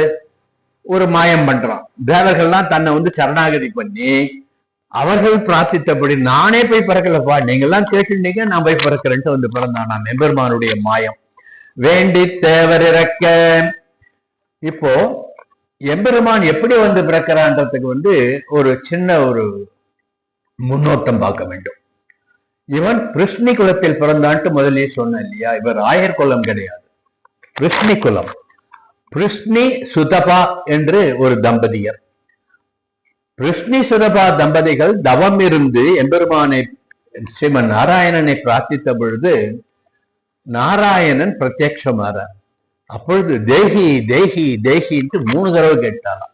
நீயே எனக்கு குழந்தையா வரணும், நீயே எனக்கு குழந்தையா வரணும், நீயே எனக்கு குழந்தையா வரணும், தேகி தேகி தேகி தேகின்ற கேட்கறது. 3 தடவை கேட்டதனால் ததாஸ்து, அப்படியே ஆகட்டும் பெருமாள். எப்படி 3 தடவை? கிருஷ்ணி சுதபா தம்பதியர்களுக்கு கிருஷ்ண கர்ப்பன்ட்டு ஒரு பேர்ல ஒரு குழந்தையா பிறந்தார். அவளுக்கு பிறவி முடிஞ்சு போச்சு. அந்த கிருஷ்ணி சுதபா தம்பதிகள் அவர்களுடைய அடுத்த பிறவியில அதிதி கச்சபர் என்று பிறக்கிறார்கள். அதிதிக்கும் கச்சபர்களுக்கும் மகனாக வாமனனாக அவதாரம் பண்ணினார். ஏன்னா 3 தடவை பிறப்பன்று பிரமாணம் பண்ணியிருக்கார். வாமனனா பிறந்தார். நேற்றுக்கு அனுபவம் சொல்லியா வாமன பிரபாவத்தை. அடுத்து அதிதி கச்சபருடைய காலம் முடிந்து அவர்களுடைய அடுத்த பிறவியில அவர்கள் தேவகியாகவும் வசுதேவராகவும் அவதாரம் பண்ணினார்கள் கிருஷ்ணி குலத்திலேயே. அவர்களுக்கு கிருஷ்ணன் என்ற பெயரிலே கண்ணன் அவதாரம் பண்ணினான். இதுதான் அவதார ரகசியம். இத ஆயர் குலத்தினில் தோன்றும் அணி விளக்கை என்ற வார்த்தையில இந்த பூர்வ கதையை எல்லாத்தையும் உள்ள கொண்டு வச்சுட்டா.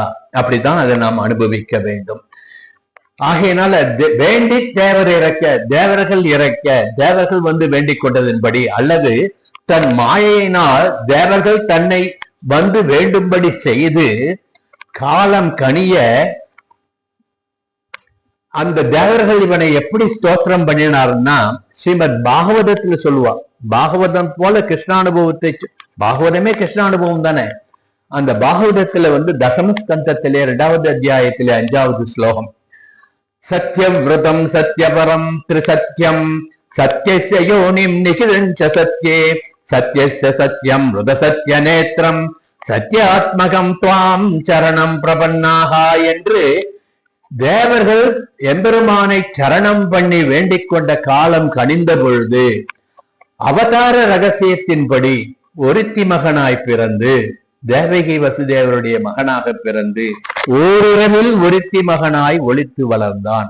ஒரே இரவுல பிறந்து அன்று இரவே மாயத்தினால் இங்கு நந்தகோபருக்கும் யசோதைக்கும் மகனாக வளர்ந்தான். இது எம்பெருமானுடைய மாயம். ஆகவேதான் நம் ஆயர் குலத்தினில் தோன்றும் மணி விளக்கை என்று சொல்லுகின்றார். இவன் பிறந்தது எதற்காக? முதலே விஷ்ணு புராண ஸ்லோகம் பார்த்தோம். எதுக்கு பிறந்தான்? இந்த பூலோகம் என்ற தாமரை மலர வேண்டும், அதாவது அஞ்ஞான இருள் நீங்கி மெய்ஞானம் வளர வேண்டும் என்பதற்காக இவன் அவதாரம் பண்ணினான் என்பது அவதார ரகசியம். அந்த அவதார ரகசியம் எப்பொழுது நடக்கின்றது? முதலே சொன்னோம் இல்லையா, இருட்டுல விளக்கேற்றி வச்சாதானே ஒளி வரும். இப்போ நம்ம பாண்டிச்சேரி யூனிவர்சிட்டிக்கு ஒரு லோகோ போட்டிருப்பான். அதுல லோகோவுல கீழே ஒரு வாக்கியம், சமஸ்கிருத வாக்கியம், உபனிஷத் வாக்கியம்.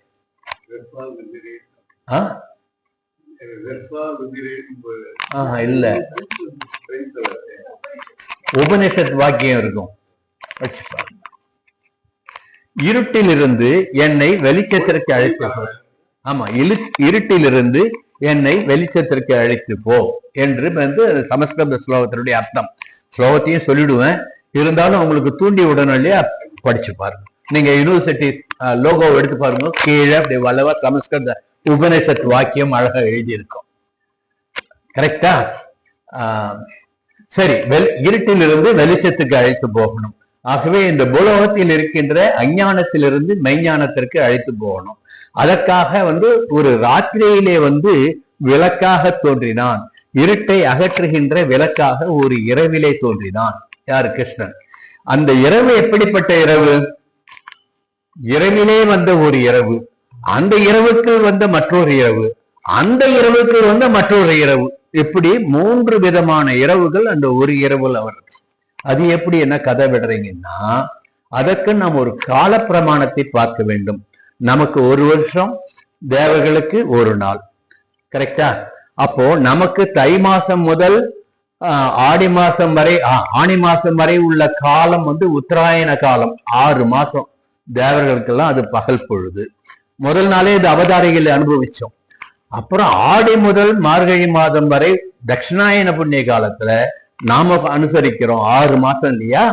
அந்த 6 மாசம் தேவர்களுடைய இரவு. அத்தகைய ஓரிரவில் தட்சிணாயன புண்ணிய காலத்திலே அந்த இரவுக்குள்ள மற்றொரு இரவு. அது என்ன மற்றொரு இரவு? ஆவணி மாசம் தானே இவர் ஜனனம் பண்ணார். அப்போ அது எங்கிருந்து வருதுன்னா, சந்திரன் ஒரு முறை தேய்ந்து ஒரு முறை வளர்ந்ததுன்னா 1 மாசம். நமக்கு 1 மாசம். நம்ம பித்ருக்கள்லாம் அது 1 நாள். சந்திரனுடைய வளர்பிறை இல்லையா, பித்ருக்களின் பகல், அது சந்திரனின் தேய்பிறை. இது ரெண்டும் பித்ருக்களுக்கு ஒரு பகலாகவும் ஒரு இரவாகவும், ஒரு பட்சம் பகல், ஒரு பட்சம். நம்ம பட்சம்ன்றது நம்ம கணக்கு, அது நம்ம பித்ருக்களுக்கு ஒரு பகல் ஒரு இரவு என்று ஆகும். ஆவணி என்பது தேவர்களுடைய நம்மளுடைய தட்சிணாயன காலம், தேவர்களுக்கு அது இரவு காலம். அந்த இரவுல நடுவுல வர்றது எது? பாதராத்திரி சொல்றோம் இல்லையா, அது மாதிரி ஆவணி மாசம். ஆடியிலிருந்து மார்கழி வரை நடுவுல வருது ஆவணி மாசம். இரவுக்குள்ளே ஒரு இரவு. அந்த இரவுக்குள்ளே, அந்த ஆவணி மாசம் என்ற அந்த இரவுக்குள்ளே, தேவர்களுடைய இரவுக்குள்ளே நம் பித்ருக்களுக்கு இரவாகிய எந்த திதி? சுக்லபட்ச திதியிலே 8வது நாள் நடுவுல வருது. 15 நாள் ஒரு திதிக்கு எடுத்துட்டோம்னா 8 நடுவுல வருது. அப்போ தேவர்களுடைய ராத்திரியுடைய நடு ராத்திரி, பித்ருக்களுடைய ராத்திரியுடைய நடு ராத்திரி, பட்சத்துல நடு பட்சம் அஷ்டமி திதியில இரவு, இரவுக்குள் இரவு, அந்த இரவுக்குள் இரவு, அந்த இரவுக்குள் ஒரு இரவு என்று பகவான் இப்படி இந்த கால பிரமாணத்தை கணக்கிலே கொண்டுவோம் என்றால் ஆவணி என்ற மாதத்திலே தேய்பிரையிலே அஷ்டமி நட்சத்திரத்திலே வந்து அவதாரம் பண்ணினான். எங்க அவதாரம் பண்ணினான்? ஒரு நல்ல ஒரு சுகமான இடத்துல அவதாரம் பண்ணினான். காராகிரகத்திலே இருள் சூழ்ந்த ஒரு சிறையிலே, கம்சனுடைய சிறையிலே, தந்தை காலிலும் தேவகி காலிலும் விளங்கிட்டு இருக்கின்ற அந்த சிறையிலே அவதாரம் பண்ணினான். ஏன் சிறையில விளங்கிட்டு வச்சிருந்தான்னா, அசரேரி சொல்லிட்டு போச்சு இல்லையா, 8வது கர்ப்பம் உனக்கு யமனாக வரப்போகின்றது, அதனால ஒவ்வொரு குழந்தையா மாய்ச்சுட்டே வந்தான். அதுக்கு ஒரு கதை இருக்கு, அதெல்லாம் சொல்ல போனா நான் இன்னைக்கு உள்ள சொல்லிட்டே இருக்கணும், மணி ஆயிடுத்து வேற, இன்னும் எப்போ முடிக்க போறேன்னு எனக்கே தெரியல. அப்படி ஆவணி அஷ்டமி திதியிலே வந்து கிருஷ்ணன் அவதாரம் பண்ணுகின்றார். நம்ம கணக்குப்படி அது தேவர்களுடைய இரவில் வரும் ஒரு இரவில் வரும், மற்றொரு இரவில் ஒரு நடு இரவு என்று நாம் இப்படி கால பிரமாணத்திலே அனுபவிக்க வேண்டும். இப்படி எந்தவித தோஷமும் இல்லாமல் தேவகி கர்ப்பத்தில் ஆவிர்பவித்து நந்தகோப யசோதை குமாரனாக ஆயர்பாடியில் வளர்ந்தான், தோன்றினான். ஆயர் குலத்தினில் தோன்றும் மணி விளக்கை, இதுக்குதான் இவ்வளவு நாள் சொன்னது, இந்த தோன்றும் என்ற ஒரு வார்த்தைக்காக. தோன்றும் மணி விளக்கை. இப்படி இந்த குழந்தை பிறந்தது. இதை நீங்க பாகவதத்துல ரொம்ப அற்புதமா அனுபவிக்கலாம். இருந்தாலும் கிருஷ்ணனுடைய அவதாரம் எப்படி இருந்தது சொல்லாம என்னால மேல போக முடியல, அதையும் சொல்லிடுறேன். பாகவத ஸ்லோகம். தமத்புதம் அம்புஜே பாலகம் அம்புஜேக்ஷணம் சதுர்புஜம் சங்க கதாத்யுதகம் ஸ்ரீவஸ்தலக்ஷ்மம் கலசாபி கௌஸ்துபம் பீதாம்பரம் சாந்தபயோத சௌபகம் மகார்ஹவைதூர்ய கிரீட குண்டலம் திஷ பரிஷ்வக்த சகஸ்ர குண்டலம் உத்தாம காஞ்சங்கத கங்கணாதிபிர் விரோஷமானம் வசுதேவைக்ஷதா என்று தசமஸ்கந்தத்திலே ஒரு ஸ்லோகம். அதாவது இந்த கிருஷ்ணன் பிறந்த பொழுது நம்ம குழந்தை நாமெல்லாம் பிறக்கிற மாதிரி ஒரு சாதாரண குழந்தையாக பிறக்கவில்லை. சதுர்புஜம், 4 திருக்கைகளுடன் தோன்றினான், அற்புதமாக துவங்கின்றான். இந்த பாலகன் எப்படி இருந்தான்? சங்கு சக்கரம் கௌஸ்துவம் கதை கட்கம் என்று பஞ்ச ஆயுதங்களையும் கையில் எழுதி. குட்டி கிருஷ்ணன், உன்னி கிருஷ்ணன், அவன் கையில இந்த பஞ்ச ஆயுதங்களும் குட்டி குட்டியா குட்டி குட்டியா குட்டி குட்டியா அப்படியே கற்பனை பண்ணி பாருங்க. இப்படி சதுர்புஜ ரூபியாக தோன்றினான். குட்டி விஸ்வரூப தரிசனத்தை தன்னுடைய தாயாருக்கும் தகப்பனாருக்கும் தேவகிக்கும் காட்டினான். காட்டி தேவகி பயந்து போறாய், ஒரு குழந்தை பிறந்ததுன்னா இப்படி ஒரு குழந்தை பிறந்திருக்கே, இது எம்பெருமானுடைய அவதாரம் என்று கம்சனுக்கு தெரிந்தால் உடனே இவனை கொன்று விடுவானே என்று, கிருஷ்ணா உன்னுடைய ரூபத்தை மறைத்துக்கொள், சாதாரணமா மனுஷ குழந்தையா மாறின உடனே தன் மாயத்தால் எல்லாத்தையும் மறைச்சிட்டான். எல்லாத்தையும் மறைச்சது அவன் ரூபத்தை மட்டுமல்ல, தேவகி வசுதேவர் எண்ணத்திலே இருந்த இல்லையா, சதுர்புஜத்தோடு இந்த குழந்தை விஸ்வரூப தரிசனம் கொடுத்ததே, அந்த எண்ணத்தையும் மறைத்து விட்டான். மாயனை, அதுதான் இந்த ஸ்லோகத்துல சொல்றான். குட்டி விஸ்வரூப தரிசனம் பார்க்கிறா. இந்த விஸ்வரூப தரிசனம் குழந்தை பிறந்த உடனே பேசின அற்புதம், குழந்தை பிறந்த உடனே தந்தை தாய் காலில் இருந்த விலங்குகள் கழண்டு போன அற்புதம், இதையெல்லாம் பேரெழுந்தூர் பாசுரத்துல திருமங்கை ஆழ்வார் மங்களாசாசனம் பண்ணிருக்கிறத வாசிச்சு அனுபவிச்சு பதம் பதமா அனுபவிச்சுக்கோங்க. மாயனை, இந்த திவ்ய ஸ்வரூபத்தை தான் ஆண்டால் தோன்றும் அணிவிளக்கை என்று சொன்னால் தோன்றினான். யாதவ குலத்திலே வந்து பிறக்கவில்லை, தோன்றினான். குழந்தையுடைய விஸ்வரூப தரிசனம் எப்படி இருந்தது அதையும் என்னால் சொல்லாம மேற்கொண்டு நகர முடியல. விஸ்வரூப தரிசனத்தை நாராயணத்துல பட்டத்திரி அனுபவிக்கின்றார். அந்த விஸ்வரூபம்னா நம்ம படத்துலதான் பார்த்திருக்கோம். சகல வஸ்துக்களும், அது சேதனமாக இருந்தாலும் சரி, அச்சேதனமாக இருந்தாலும் சரி, தேவர்களாக இருந்தாலும் சரி, மற்ற தெய்வங்களாக இருந்தாலும் சரி, அத்தனையும் எம்பெருமானுடைய விஸ்வரூப ஸ்வரூபத்திலே அங்கங்களாக இருந்தன என்று பார்க்கிறோம் இல்லையா. இத பட்டத்திரி எப்படி வர்ணிக்கின்றார்? ஹே கிருஷ்ணா, குழந்தையா நீ வசுதேவருக்கும் தேவகிக்கும் பால விஸ்வரூபம் காட்டினாய் அல்லவா?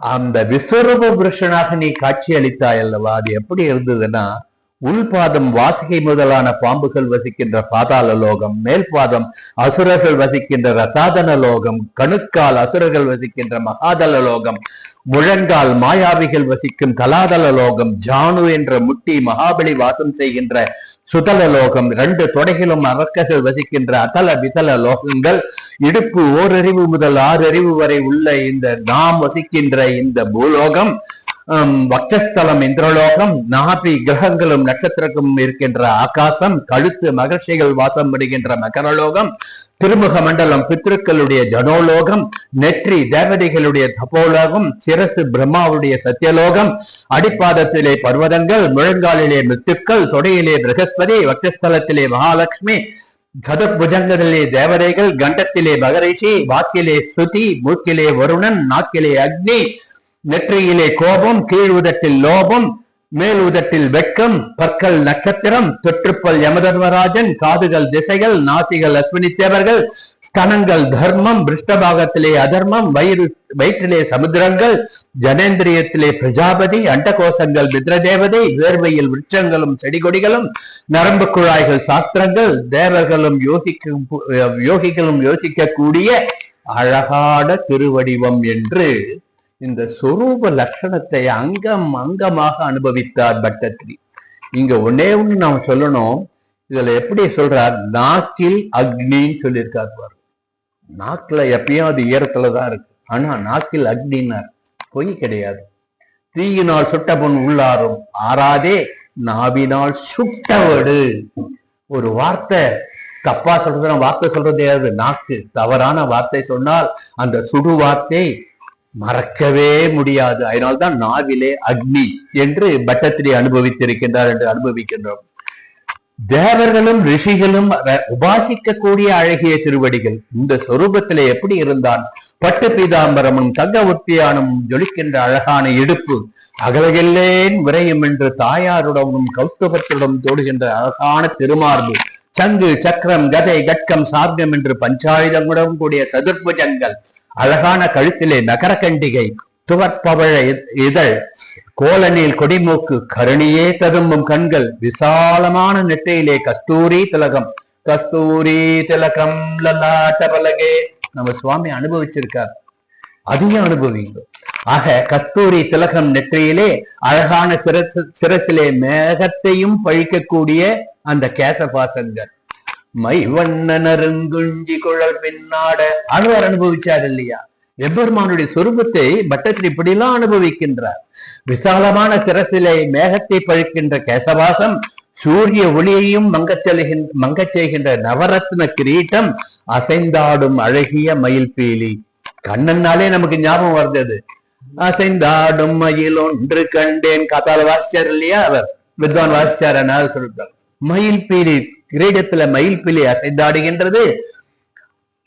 இதுவன்றோ தமத்புதம் பாலகம் அற்புதம். எப்படியான ஒரு அற்புதமான சேவையை தேவகிக்கும் வசுதேவருக்கும் கொடுத்தார் என்று பட்டத்திரி ஒரு விதமா அனுபவிக்கின்றார். தமத்புதம் பாலகம், அற்புதமான பாலகனாக நீ அவதாரம் பண்ணினாயே என்று பாகவதம் அனுபவிக்கின்றது. அதைத்தான் தோன்றும் மணி விளக்கு என்று ஆண்டாள் அனுபவித்தாள் என்று நாம் அனுபவிக்க வேண்டும். ஆண்டாள் மட்டும் அனுபவிச்சார். திருமங்கை ஆழ்வார் பெரிய திருமொழியிலே ஒரு பாசுரத்திலே, மாற்றரசர் மணிமுடியும் திரளும் தேசும் மற்றபர்தம் காதலிமார் குழையும் தந்தை காற்றலையும் உடன் கழல வந்து தோன்றி என்று இந்த எம்பெருமானுடைய அவதாரத்தை அழகாக ரசிக்கின்றார். கம்சனுடைய காராகிரகத்திலே கண்ணன் என்ற எம்பெருமான் கருந்தெய்வமாக தோன்றின பொழுது கம்சன் சிசுபாலன் போன்ற மாற்று அரசர்களுடைய கிரீடங்கள் தரையிலிருந்து கீழே விழுந்துதான். அதெல்லாம் சமிக்ஞைகள். என்ன சொல்லுவா தமிழ்ல நிமித்தம் சொல்லுவா இல்லையா? அது மாதிரி நிமித்தம். உனக்கு யமன் வந்துட்டான்டான்றது சொல்றதுக்கு அவனுடைய கிரீடம் தானாகவே கயின்று கீழே விழுந்துதான். காதலிமார் குழல் சரிய, அவர்களுடைய பத்னிகளுடைய தலைமுடி எப்போ தலைமுடியை விரிச்சுருப்பா? துக்கம் வரும்போது தான் வச்சுருப்பான். ஆனா இன்னைக்கு நம்ம குழந்தைகள்லாம் துக்கம் எப்ப பார்த்தாலும் துக்கம் அனுபவிக்கிற, தலையை விரிச்சு போட்டு போறது. துக்கம் அனுபவிக்கும் பொழுதுதான் தலைமுடியை விரித்து கொண்டு போக வேண்டும். மற்ற போது ஓரளவுக்காக ஒரு பின்னாவது போட்டு, தயவு செய்து உங்க குழந்தைகிட்ட சொல்லுங்க, விரிச்சு போட்டு போக வேணா, ஒரு பின்னாவது போட்டு ஒரு கட்டி விட சொல்லுங்க, ஒரு ரப்பர் பேண்ட் போட்டு கட்டி விட்டு சொல்லுங்க. அதுக்கப்புறம் அது விரிஞ்சு போகட்டும், அது ஒரு பக்கம் இருக்கட்டும். இப்படி காதலிமார் குழல் வெறிய அவர் குழல் அழுந்து போச்சு. அதெல்லாம் நிமித்தங்கள் நடக்கின்றது எம்பெருமான் கண்ணன் தோன்றின உடனே என்று சொல்லுகின்றார். அவர்களுடைய பலமும் தேஜஸும் குன்றி போச்சான். கம்சன் எப்பேற்பட்ட பலசாலி, அவனுடைய பலமும் தேஜஸுமே குன்றி விட்டதாம். இப்படி கண்ணன் எம்பெருமான் தோன்றினான், ஆவிர்பவித்தான் என்று திருமங்கை ஆழ்வார் அனுபவிக்கின்றார் பாசுரத்தில். திருமங்கை ஆழ்வார் சொன்ன குலசேகர ஆழ்வார் சொல்லாம போகலாமா? குலசேகர ஆழ்வார் கோபால சூட்டாமணி என்று அனுபவிக்கின்றார். இது குலசேகர சமஸ்கிருத ஸ்லோகம். பக்தாபாய புஜங்க காருடமணி திரைலோக்கிய ரக்ஷாமணி கோபீலோச்சன சாதகாம்புதமணி சௌந்தர்ய முத்ராமணி யக்காந்தாமணி ருக்மணி கணகுசத்வைக பூஷாமணி ஸ்ரேயோ தேவசிகாமணி திசதுகோ கோபால சூடாமணி என்று முகுந்தமாலை என்ற கிரந்தத்திலே குலசேகர ஆழ்வார் அனுபவிக்கின்றார். பக்தாபாய புஜங்க காருடமணி திரைலோக்கிய ரக்ஷாமணி என்று சொல்லுகின்றார். காருடாமணி என்று ஒரு மணி இருக்கின்றதாம். அது அந்த மணியினுடைய வெளிச்சம் பட்டாலே விஷம்லாம் முறிஞ்சு போயிடுமா. அது எங்க இருக்கு நமக்கு, அவெல்லாம் அனுபவிச்சிருக்கா, நமக்கு அது தெரிய மாட்டேன்றது. அப்படிப்பட்ட மனிதர்கள் நெஞ்சில் இருக்கின்ற விஷம் போன்ற தீய எண்ணங்களை இந்த கண்ணன் எம்பெருமானாகிய இந்த காருடமணி பட்டவுடனே அந்த அஞ்ஞானம் விலகி மெய்ஞானம் வந்துவிடும். குலசேகரார் அவருடைய அனுபவம் முகுந்த மாலையில. கோபீலோச்சன சாதகாம்புதமணி, சாதக பறவைன்ட்டு நமக்கு சொல்லியிருப்பார், நிறைய இலக்கியத்துல வரும். அதாவது சாதாரணமா ஜலத்தெல்லாம் சாப்பிடாதான், அது எப்போ மழை பெய்யும் காத்திருந்து மழை நீர் சுத்தமா வந்ததுன்னா அதை மட்டும் எவ்வளவு பெரிய சுத்தவாதி அது. சுத்தம், நான் இந்த ஜலத்தெல்லாம் சாப்பிட மாட்டேன், குளத்திலேயோ ஏரியிலேயோ ஆறுலயோ இருக்கிற ஜலத்தை சாப்பிட மாட்டேன்.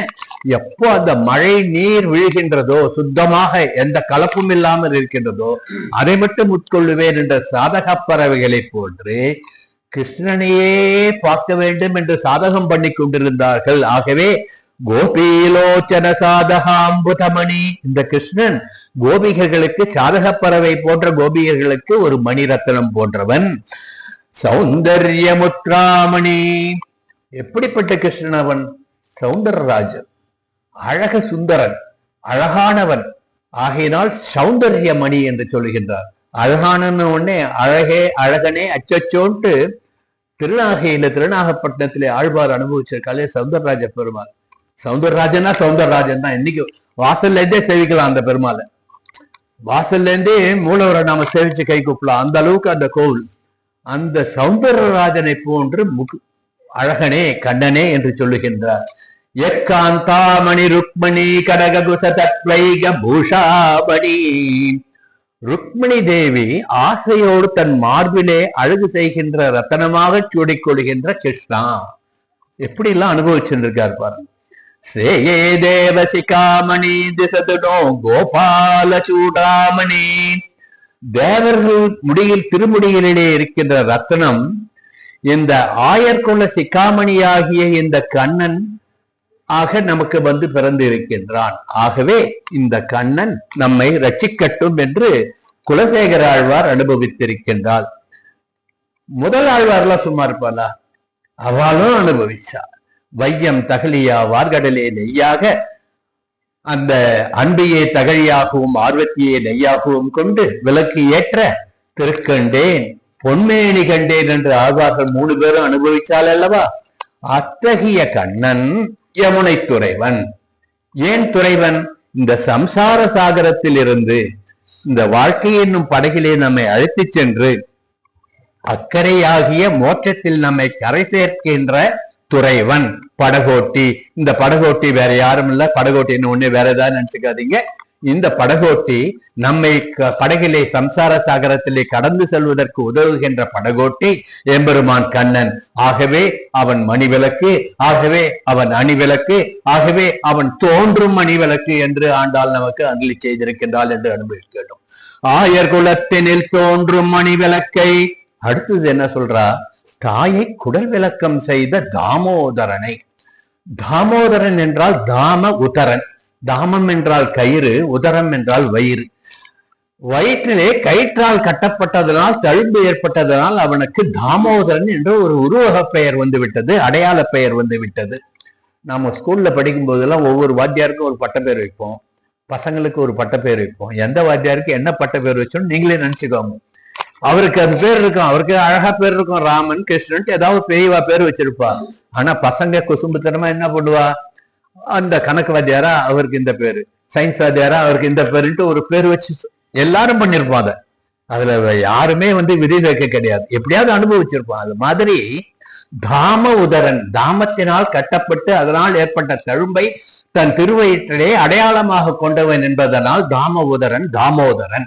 அந்த தாமோதரனைத்தான் தாயை குடல் விளக்கம் செய்த தாமோதரன் என்று இந்த பாசுரத்திலே அனுபவிக்கின்றாள். இவன் கட்டுண்ண பண்ணிய பெருமாயன். ஏன் கட்டுண்ண பண்ணினான்? இவன் விஷமம் தாங்க முடியலன்ட்டு யசோதா பிராட்டி என்ன பண்றா, ஒரு ஆயர் குளம் இல்லவா, கன்றை கட்டுவதற்கு கயிறு இருக்கும், ஒரு கயிறு எடுத்து கட்டினான். இவன் இன்னும் கொஞ்சம் குண்டா காமிக்கிறான். சரி, இன்னொரு கயிறு எடுத்து முடிச்சு போட்டா, அதில் வச்சு கட்டுறா, அதோட குண்டாடுறான். இப்படி முடிச்சு போட்டு எத்தனை கயிறு கட்டினாலும் கயிறு தான் வேண்டியதா இருக்கே தவிர இவனை கட்டவே முடியல. அவனே சங்கல்பித்தால் ஒழிய அவனை கட்ட முடியாது. எம்பெருமானை மனசுல நம்மளால கட்ட முடியுமா? முடியாதா? முடியும். யார் சாட்சி? சகாதேவன் சாட்சி. கண்ணன் கேட்டான், என்ன நீ கட்டிடுவியா? உன்னை கட்டுறது எனக்கு ரொம்ப சுலபம்பா, கட்டிடுறேன் பாருட்டு கண்ணனை கட்டி போட்டான் மனதிலே. அது போன்று நம் உள்ளத்திலே சுத்தம் இருந்தால் எம்பெருமானை நம் உள்ளத்திலே கட்ட முடியும். எட்டுக்கு உரியவனை எட்டி பார்த்தாலும் நம்மால் எட்ட முடியாது.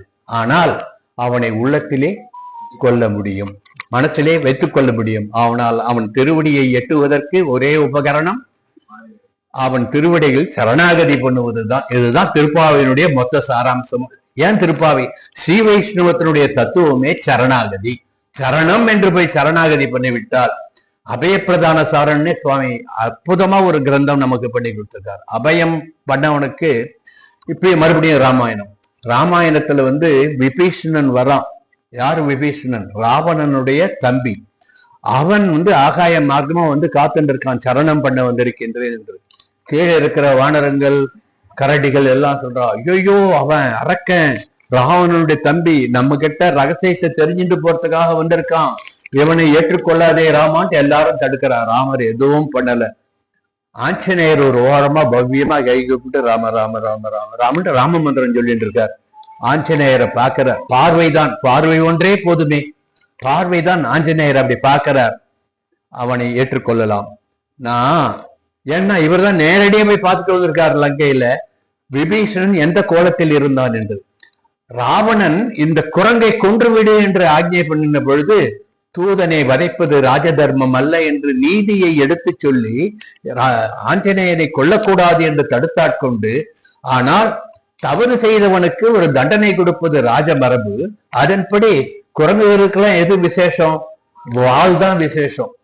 சுஷும்பபுச்சம்ட்டு மண்டோதரியை பார்த்து சீரி நினைச்சிட்டு வாளுக்கு முத்தம் கொடுத்துதான். யாரு? அப்போ பிரகிருத்தின்ட்டு சொல்லுவா வால்மீகி. பிரகிருத்தின்னா இவர் ஆஞ்சநேயருடைய சொரூபம் அவருக்கு மறந்து போச்சான். பிரகிருதி இல்ல, வானரங்களுக்கு என்ன நினைவு இருக்குமோ அது வந்துட்டான், உடனே வால் எடுத்து முத்தம் கொடுத்துட்டாரு சொல்லுவா. ஐயோ, எனக்கு எதை சொல்றதுன்னு இவர் போயிட்டே இருக்கு, அது பாட்டுக்கு எதை தொட்டாலும் எதுலயா உள்ள போயிடுது. இப்படி அன்று விபீஷணனை அபயம் என்று வந்தவனை ராமன் சொன்ன வார்த்தைக்காக இதை சொல்றேன். என் எதிரியே ஆனாலும் என்னிடம் சரணாகதி பண்ணிவிட்டான் என்றால் அவனை நான் ஏற்றுக்கொள்ளுவேன். ஐயோ, அப்ப அவனுக்கு ராஜ்யம் கொடுக்கணுமே, என்னுடைய ராஜ்யம் எனக்கு கொடுத்துட்டு போறேன். இதுல என்ன? இதுதான் பகவான். அப்ப நேத்தி அதிகார சங்கிரகத்துல பாசுரம் நேத்தியும் அனுபவிச்சோம். தமதனைத்தும் அவதனக்கும் வழங்கியும் தான் மிக விளங்கும் உத்தமனவன், அதனால என்னையே கொடுத்துடுவோனேன்ற ராம். அதுதான் அபயம். அதைத்தான் இப்படி கட்ட கட்ட கட்ட அவன் பெருத்தண்டே போக கட்ட முடியாம யசோதை தவித்த பொழுது தானே சுருங்கி சுருங்கி சுருங்கி நேற்று திருவிக்கிரம அவதாரத்தை பாய் சுருங்கினாய் சுருங்கியும் விரிந்தாய் விருந்தியும் பாசுரம் அனுபவிச்சோம் அல்லவா? அவன் நினைத்தால் சுருங்குவான், அவன் நினைத்தால் பெருகுவான் என்றபடி அந்த யசோதாவுடைய கட்டுவதற்கு ஏற்றவாறு தன்னை சுருக்கிக் கொண்டு குழந்தையாக கட்டுப்பட்டு நின்றான். யசோதையருடைய அன்புக்கு கட்டுப்பட்டு நின்றான். கட்டுண்ண பண்ணிய பெருமாயன் பாடினார் இல்லையா? ஆகவே கட்டுண்ண பண்ணிய இந்த பெருமாயனை, கண்ணினும் சிறுத்தாம்பினால் கட்டுண்ண பண்ணிய பெருமாயனை. கண்ணினும் சிறுத்தாம்புன்னா நிறைய கண்ணிகள் இருந்தது சிறுத்தாம்பளுக்கு. கண்ணுக்குட்டியை கட்டுறதுக்கு வச்சிருந்த சின்ன சின்ன கயிறெல்லாம் எடுத்து முடிச்சு போட்டு இவனை கட்டினா, அதனால அது கண்ணினும் சிறுத்தாம்பா எடுத்துட்டு ஒரு ஹாஸ்யமா அனுபவிப்பா பெரியவா. இப்படி கண்ணினும் சிறுத்தாம்பினால் கட்டுண்ண பண்ணப்பட்ட இந்த எம்பெருமானை திருமங்கை ஆழ்வார் அனுபவிப்பதையும் நாம் இங்கு அனுபவிப்போம். எது? சிறிய மிடல் பாசுரத்துல வாரார் வடமலையால் மத்தார பற்றி கொண்டு ஏறார் இடை நோவை எத்தனையோர் போதுமாய் சீரார் தயிர் கடைந்து வெண்ணெய் திரண்டதனை வேறார் நுதல் மடவால் வேறோர் கலத்திட்டு நாரார் உரியேற்று நன்கமைய வைத்தவளை போரார் வேல் கண்மடவால் போந்தனையும் பொய்யுறக்கம் ஓராதவன் போல் உறங்கி அறிவுற்று தாரார் தடந்தோல் உள்ளவும் கை நீட்டி ஆறாத வெண்ணெய் விழுங்கி அறிகிருந்த மோரார் குடமுருட்டி முங்கிக் கிடந்தானத்தே ஓராதவன் போல் கிடந்தானை கண்டவளும் வாராதான் வைத்து காணால் வயிறிடத்தெங்கு ஆறார் புகுவதோர் ஐயர் இவரல்லால் நீராமிதன்னீர் என்றோர் நெடுங்கையிற்றால் ஊரார்கள் எல்லோரும் காண உரலோடே நீரா வெகுலியாய் சிக்கன ஆட்டபடி ஆறா வயிற்றினோடு ஆற்றாதான் அன்றியும். திருமடல் பாசுரம் போயிட்டே இருக்கு. இது எதுக்குன்னா, உரல்ல கட்டுள்ள பண்ணிய பெருமாயன் என்ற வரிக்கு அந்த கிருஷ்ண விருத்தாந்தத்தையே இந்த பாசுரத்தில் திருமங்கை ஆழ்வார் அனுபவித்திருக்கின்றார் அல்லவா? இப்படி சீரா தயிர் கடைந்து வெண்ணெய் திரண்டதனை வேறார் முதல் மடவாள் வேறோர் களத்திட்டு போரார் வேர்க்கன் மடவாள் போந்தனையும். விசேஷமா அப்பதான் தயிர் கடைஞ்சு வெண்ணெயை எடுத்து ஒரு புதிய களத்தில் இட்டு உரியில் வச்சுட்டு போனாலாம். அந்த கிருஷ்ணன் எடுத்து சாப்பிட்டுருவான்ட்டு அவ போற வரை இப்படி கண்ணை மூடிட்டு யோகு செய்வான் போல் தூங்குவது போல் நடித்து விட்டு அவ ஏதோ ஒரு வேலையா வெளில போன உடனே அந்த களத்தில் இருந்த வெண்ணையை விழுங்கி விட்டு களத்தையும் உடைத்து விட்டானாம் கண்ணன்ட்டு அனுபவிக்கின்றார் அல்லவா ஆழ்வார். அதாவது புது வெண்ணெய் தான் ஆறா வெண்ணெய்ன்னு ஆழ்வாருடைய பாசுரம். இதுக்கு திருக்குடந்தை ஆண்டவனுடைய அனுபவம் எப்படிப்படும்? எங்கள் ஆறா அமுதனுக்கு ஆறாத வெண்ணெய் தான் வேண்டும் என்று அனுபவிப்பார். என்ன நேர்த்தி பண்ண வெண்ணெய்னா எனக்கு வேண்டாம், அது புளிச்சு போயிருக்கும் பழைய வெண்ணெய், இப்ப கடைந்து இப்ப எடுத்து வச்சால அந்த வெண்ணெய் ஆறாத வெண்ணெய் தான் வேண்டும் என்று திருமங்கை ஆழ்வார் அனுபவித்த அந்த வெண்ணெய் உண்ட கண்ணனை நம் கண்முள்ளே நிறுத்துகின்றார். ஆயர் குலத்தினில் தோன்றும் மணிவிளக்கு என்று ஆண்டாள் நாச்சியார். உபநிஷத்தர்த்தம் உதூகலே நிபத்தம் என்று இந்த முரளோடு கட்டுண்டு நின்ற அந்த பெருமானை பற்றி சொல்லுவார். நம்ம பக்கத்தில் இருக்கிற கேரளாவில் இருந்த ஒரு பெரிய பாகவதர் லீலாசுகருடைய வாக்கியம் உபனிஷத் அர்த்தம் உதூகலே நிமித்தம். உபனிஷத்தில் யார் கொண்டாடப்படுகின்றானோ அவன் இங்கே உரலிலே கட்டுப்பண்ணி நிற்கின்றானே என்று அனுபவித்தார் லீலாசுகர். இப்படி கண்ணினும் சிறு தாம்பினால் கட்டுண்ண பண்ணிய அந்த பெருமாயனை அவன் யார்? பத்துடைய அடியவர்க்கு எளியவன், ஆனால் பிறர்க்கு அரிய வித்தகன். மலர்மகள் விரும்பும் அந்த அரும்பெருள் அடிகள் மற்றொரு கடைவெண்ணை களவினில் உரலிடை ஆப்பூண்டு எத்திரம் உரலினோடு இணைந்திருப்பது ஏங்கிய எளிவே என்று எம்பெருமானுடைய அந்த சௌலபியத்தை, எளிமையை, உரலில் வேதமும் உபனிஷத்தும் பார்க்க முடியவில்லையே என்று தவிக்கின்ற அந்த பரபிரம்மத்தை இங்கே இந்த தயிர் கடைகின்ற இந்த ஆய்ச்சி மத்தியிலே கட்டி வைத்து விட்டாலே என்று அனுபவிக்கின்றார் திருச்சந்த விருத்தத்திலே ஆழ்வார். இப்படி பக்தி என்ற கயிற்றினால் யசோதை பகவானை கட்ட அதனால் கட்டுன்றுகின்ற பெருமான் ஆகியனால் கண்ணினின் சுருத்தாம்பினால் கட்டுண்ண பண்ணிய பெருமான் என்று ஆழ்வார் அனுபவித்தார். விஷ்ணு புராணத்திலும் இது சொல்லப்படுகின்ற தாமோதரம் தமோபேதம் கேசமும் கேசிசூதனம் என்று விஷ்ணு அஷ்டோத்தர மாலை என்று ஒரு ஸ்தோத்திரத்திலே இந்த பெருமை சொல்லப்படுகின்றது. விஷ்ணு புராணத்திலே தாமோதரனை, தனி முதல்வனை ஞானம் உண்டவனை, இதுக்கெல்லாம் தனியா விளக்கமே சொல்ல வேண்டாம், வார்த்தையை வாசிக்கும் பொழுதே அதனுடைய அர்த்தம் நம்ம மனசுக்கு வந்துடும். தாமோதரனை, தனி முதல்வனை, ஞானம் உண்டவனை, ஆமோதரமறிய ஒருவர்க்கென்றே தொழுமவர்கள் தாமோதரனுடைய உருவாகிய சிவர்க்கும் திசைமுகக்கும் ஆமோதரமறிய எம்மானை என் ஆழிவண்ணனையே என்று ஆழ்வார் அனுபவிக்கின்றார் பெரிய திருவாய்மொழியிலே. இப்படிப்பட்ட தாமோதரனைத்தான் ஆண்டாள் நாச்சியார் இந்த பாசுரத்திலே பிரதான மூர்த்தியாக வைத்து கொண்டாடுகின்றாள். தாம உதரனாகிய அந்த தாமோதரனாகிய கண்ணனை கொண்டாடுகின்றாள் என்று அனுபவிக்க வேண்டும். இப்போ இன்னும் ஒரு 5 நிமிஷத்துல முடிச்சிடுறேன். காலமேகம்னு ஒரு புலவர் இருந்தார், உங்களுக்கு எல்லாருக்கும் தெரியும். கவியில கவி சக்கரத்தை கம்பனுக்கு சமமானவர் இந்த காலமேக புலவர். அவருக்கு எப்பயுமே ஒரு கர்வம் உண்டு. இப்ப நம்ம திருப்பட்டினம்ன்ற ஊர் மண்மேடா இருந்ததுக்கு காரணம் காலமேக புலவருடைய சாபம் என்று சொல்லுவார்கள். அதெல்லாம் சொல்றதுன்னா நிறைய போகும். இப்ப இது கதைக்கு வர காலமேகம் என்ற புலவர், அவருடைய கவியினுடைய பெருமையினால் கொஞ்சம் திமிர், எப்பயுமே வித்தத் அதிகமா இருந்தாலே ஒரு அகங்காரம் இருக்கும். அந்தபடி இவருடைய அகங்காரத்தை பார்த்து பாண்டிய மன்னனுக்கு சரி இவரை மடக்கணும்ட்டு ஒரு எண்ணம் வந்துதான். எண்ணம் என்ன சொன்னா, ஈ ஏற மலை குலுங்கணும், இது நீ எனக்கு ஒரு உடனடியாக ஒரு பாசுரம் சொல்ல வேண்டும், சொல்லவில்லை என்றால் உனக்கு மரண தண்டனை. ஏன்னா ரொம்ப பெரிய கவின்னு சொல்லிக்கிறிய, ஈ ஏற மலை குலுங்கிறது தான் உள்பொருள். ஒரு ஈ உட்காரணும், மலை குலுங்கணும். இது நடக்குமா? ஈ எவ்வளவு சின்ன உருவம், மலை எவ்வளவு பிரம்மாண்டம். அப்போ ஒரு ஈ போய் மலையில உட்காந்துன்னா மலை அசையுமா? அது மாதிரி ஒரு பாசுரம் சொல்லிட்டு தலைக்கு மேல ஒரு கத்தியை தொங்க விடலாம். நீ ஒரு குறிப்பிட்ட நேரத்துக்குள்ள எனக்கு ஒரு பாடல் சொல்லவில்லை என்றால் இந்த கத்தி அருந்து விழுந்து உன் கலை முண்டமா வெட்டிவிடும் என்று சொல்லுகின்றான். இதுதானே, அதுக்கு என்ன சொல்லிட்டா போச்சு, இதுக்கெல்லாம் நான் பயப்படுவேன்னு சொல்லிட்டு காலமேகத்துல ஒரு பாடல் சொன்னாராம். வாரணங்கள் 8 மகமேருவும் கடலும் தாரணியும் நின்று சலித்ததனால் நாரணனை பண்வாய் இடைச்சி பருமத்தினால் அடித்த புன்வாயில் ஈ மொய்த்ததனால் முடிஞ்சு போச்சுட்டாராம். அதாவது என்னன்னா, தாம உதரன் இடுப்பிலே கைத்த கட்டி குழந்தை இப்படி அசைஞ்சது இல்லையா? அப்போ அந்த கயிறு கட்டினதுனால அந்த குழந்தைய வயிற்றுல ஒரு சின்ன காயம் வந்துதான். ஒரு காயம் இருந்தா என்ன பண்ணும்? ஈ மொய்க்கும். மொச்ச உடனே அந்த குழந்தை என்ன பண்ணும் அப்படின்னு ஒரு உடம்ப ஒரு செலுத்துதான். அந்த குழந்தை யாரு? வாரணங்கள் 8 திசைகளும் மகாமேருவாகிய மகாமலைகளும் கடலும் சமுத்திரங்களும் இந்த உலகமற்றையும் தன் திருவயிற்றிலே தாங்கிய ஆளிலை மேல் தவழ்ந்தான் அல்லவா பிரளய காலத்திலே கிருஷ்ணன். அந்த கிருஷ்ணனுடைய திருவயிற்றிலே தானே இந்த அண்ட சராசரமும் இருந்தது. அந்த கிருஷ்ணன் குழந்தையாக தாமோதரனாக இங்க இருக்கின்ற பொழுது அவனுடைய அந்த புண்ணிலே ஒரு ஈ உட்கார்ந்து அதனால் அவன் உடம்பு சிலிர்த்தான்.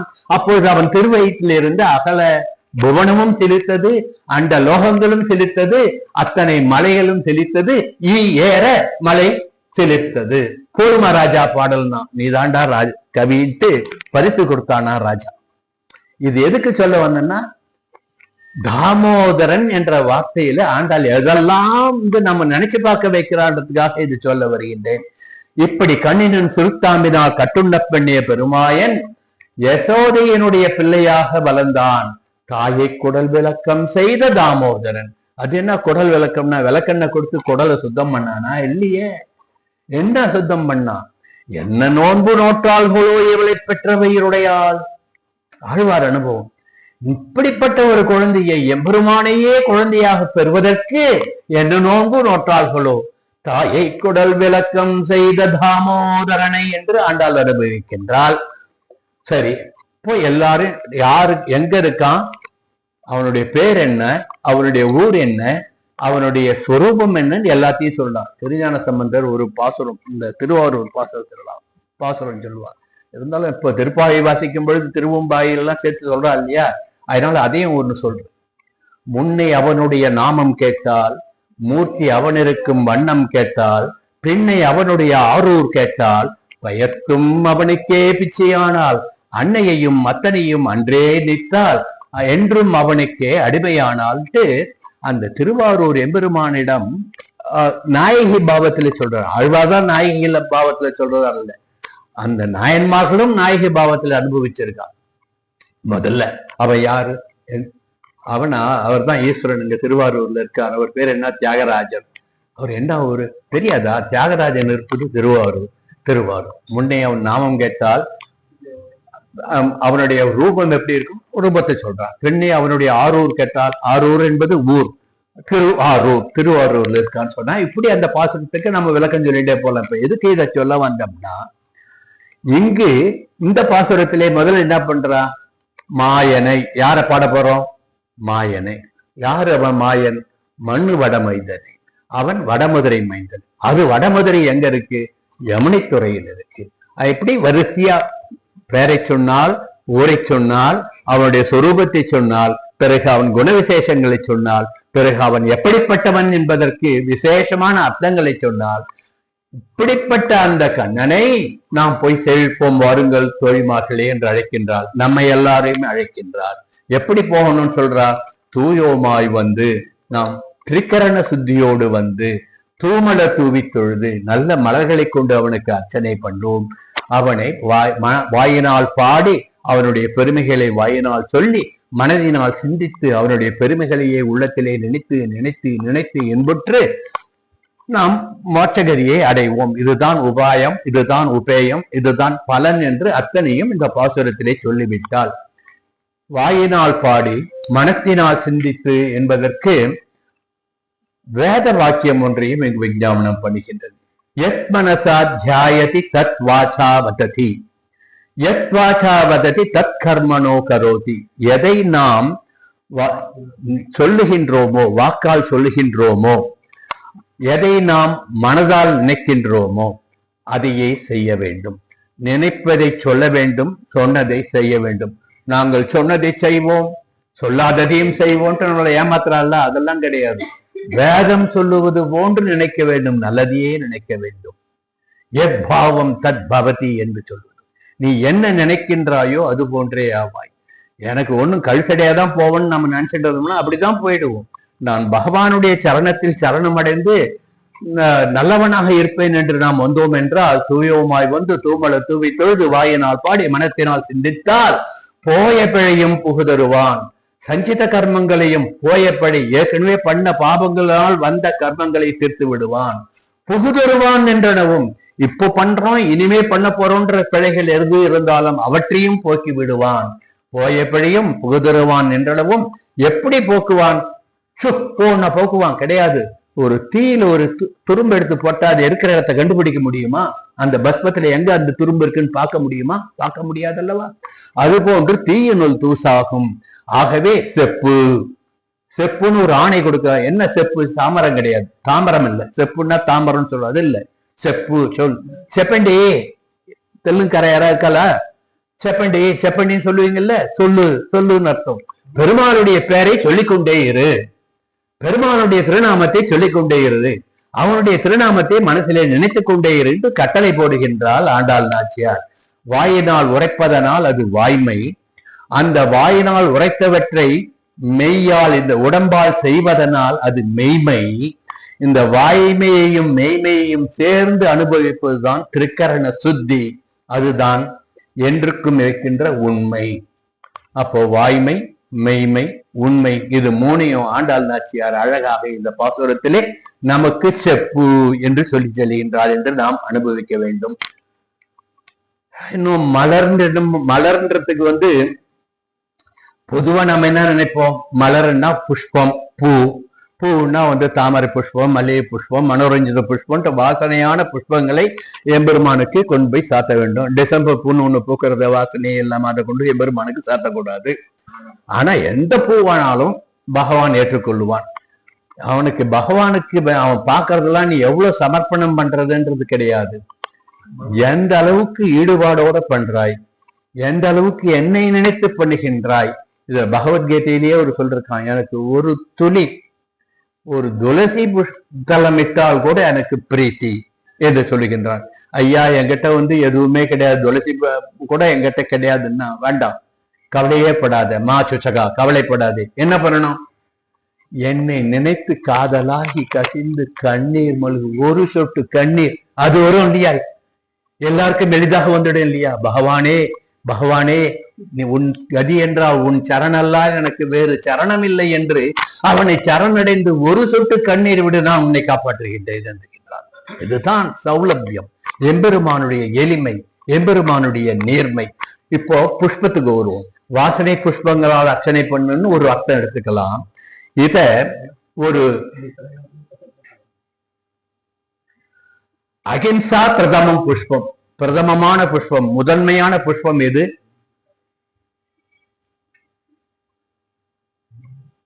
அகிம்சை. அகிம்சை என்பது முதன்மையான புஷ்பம். அகிம்சா பிரதமம் புஷ்பம். புஷ்பம் இந்திரிய நிகிரகா, இந்திரியங்களை கட்டுப்பாட்டுக்குள் வைத்துக் கொள்ளுகின்றது ஒரு புஷ்பம்.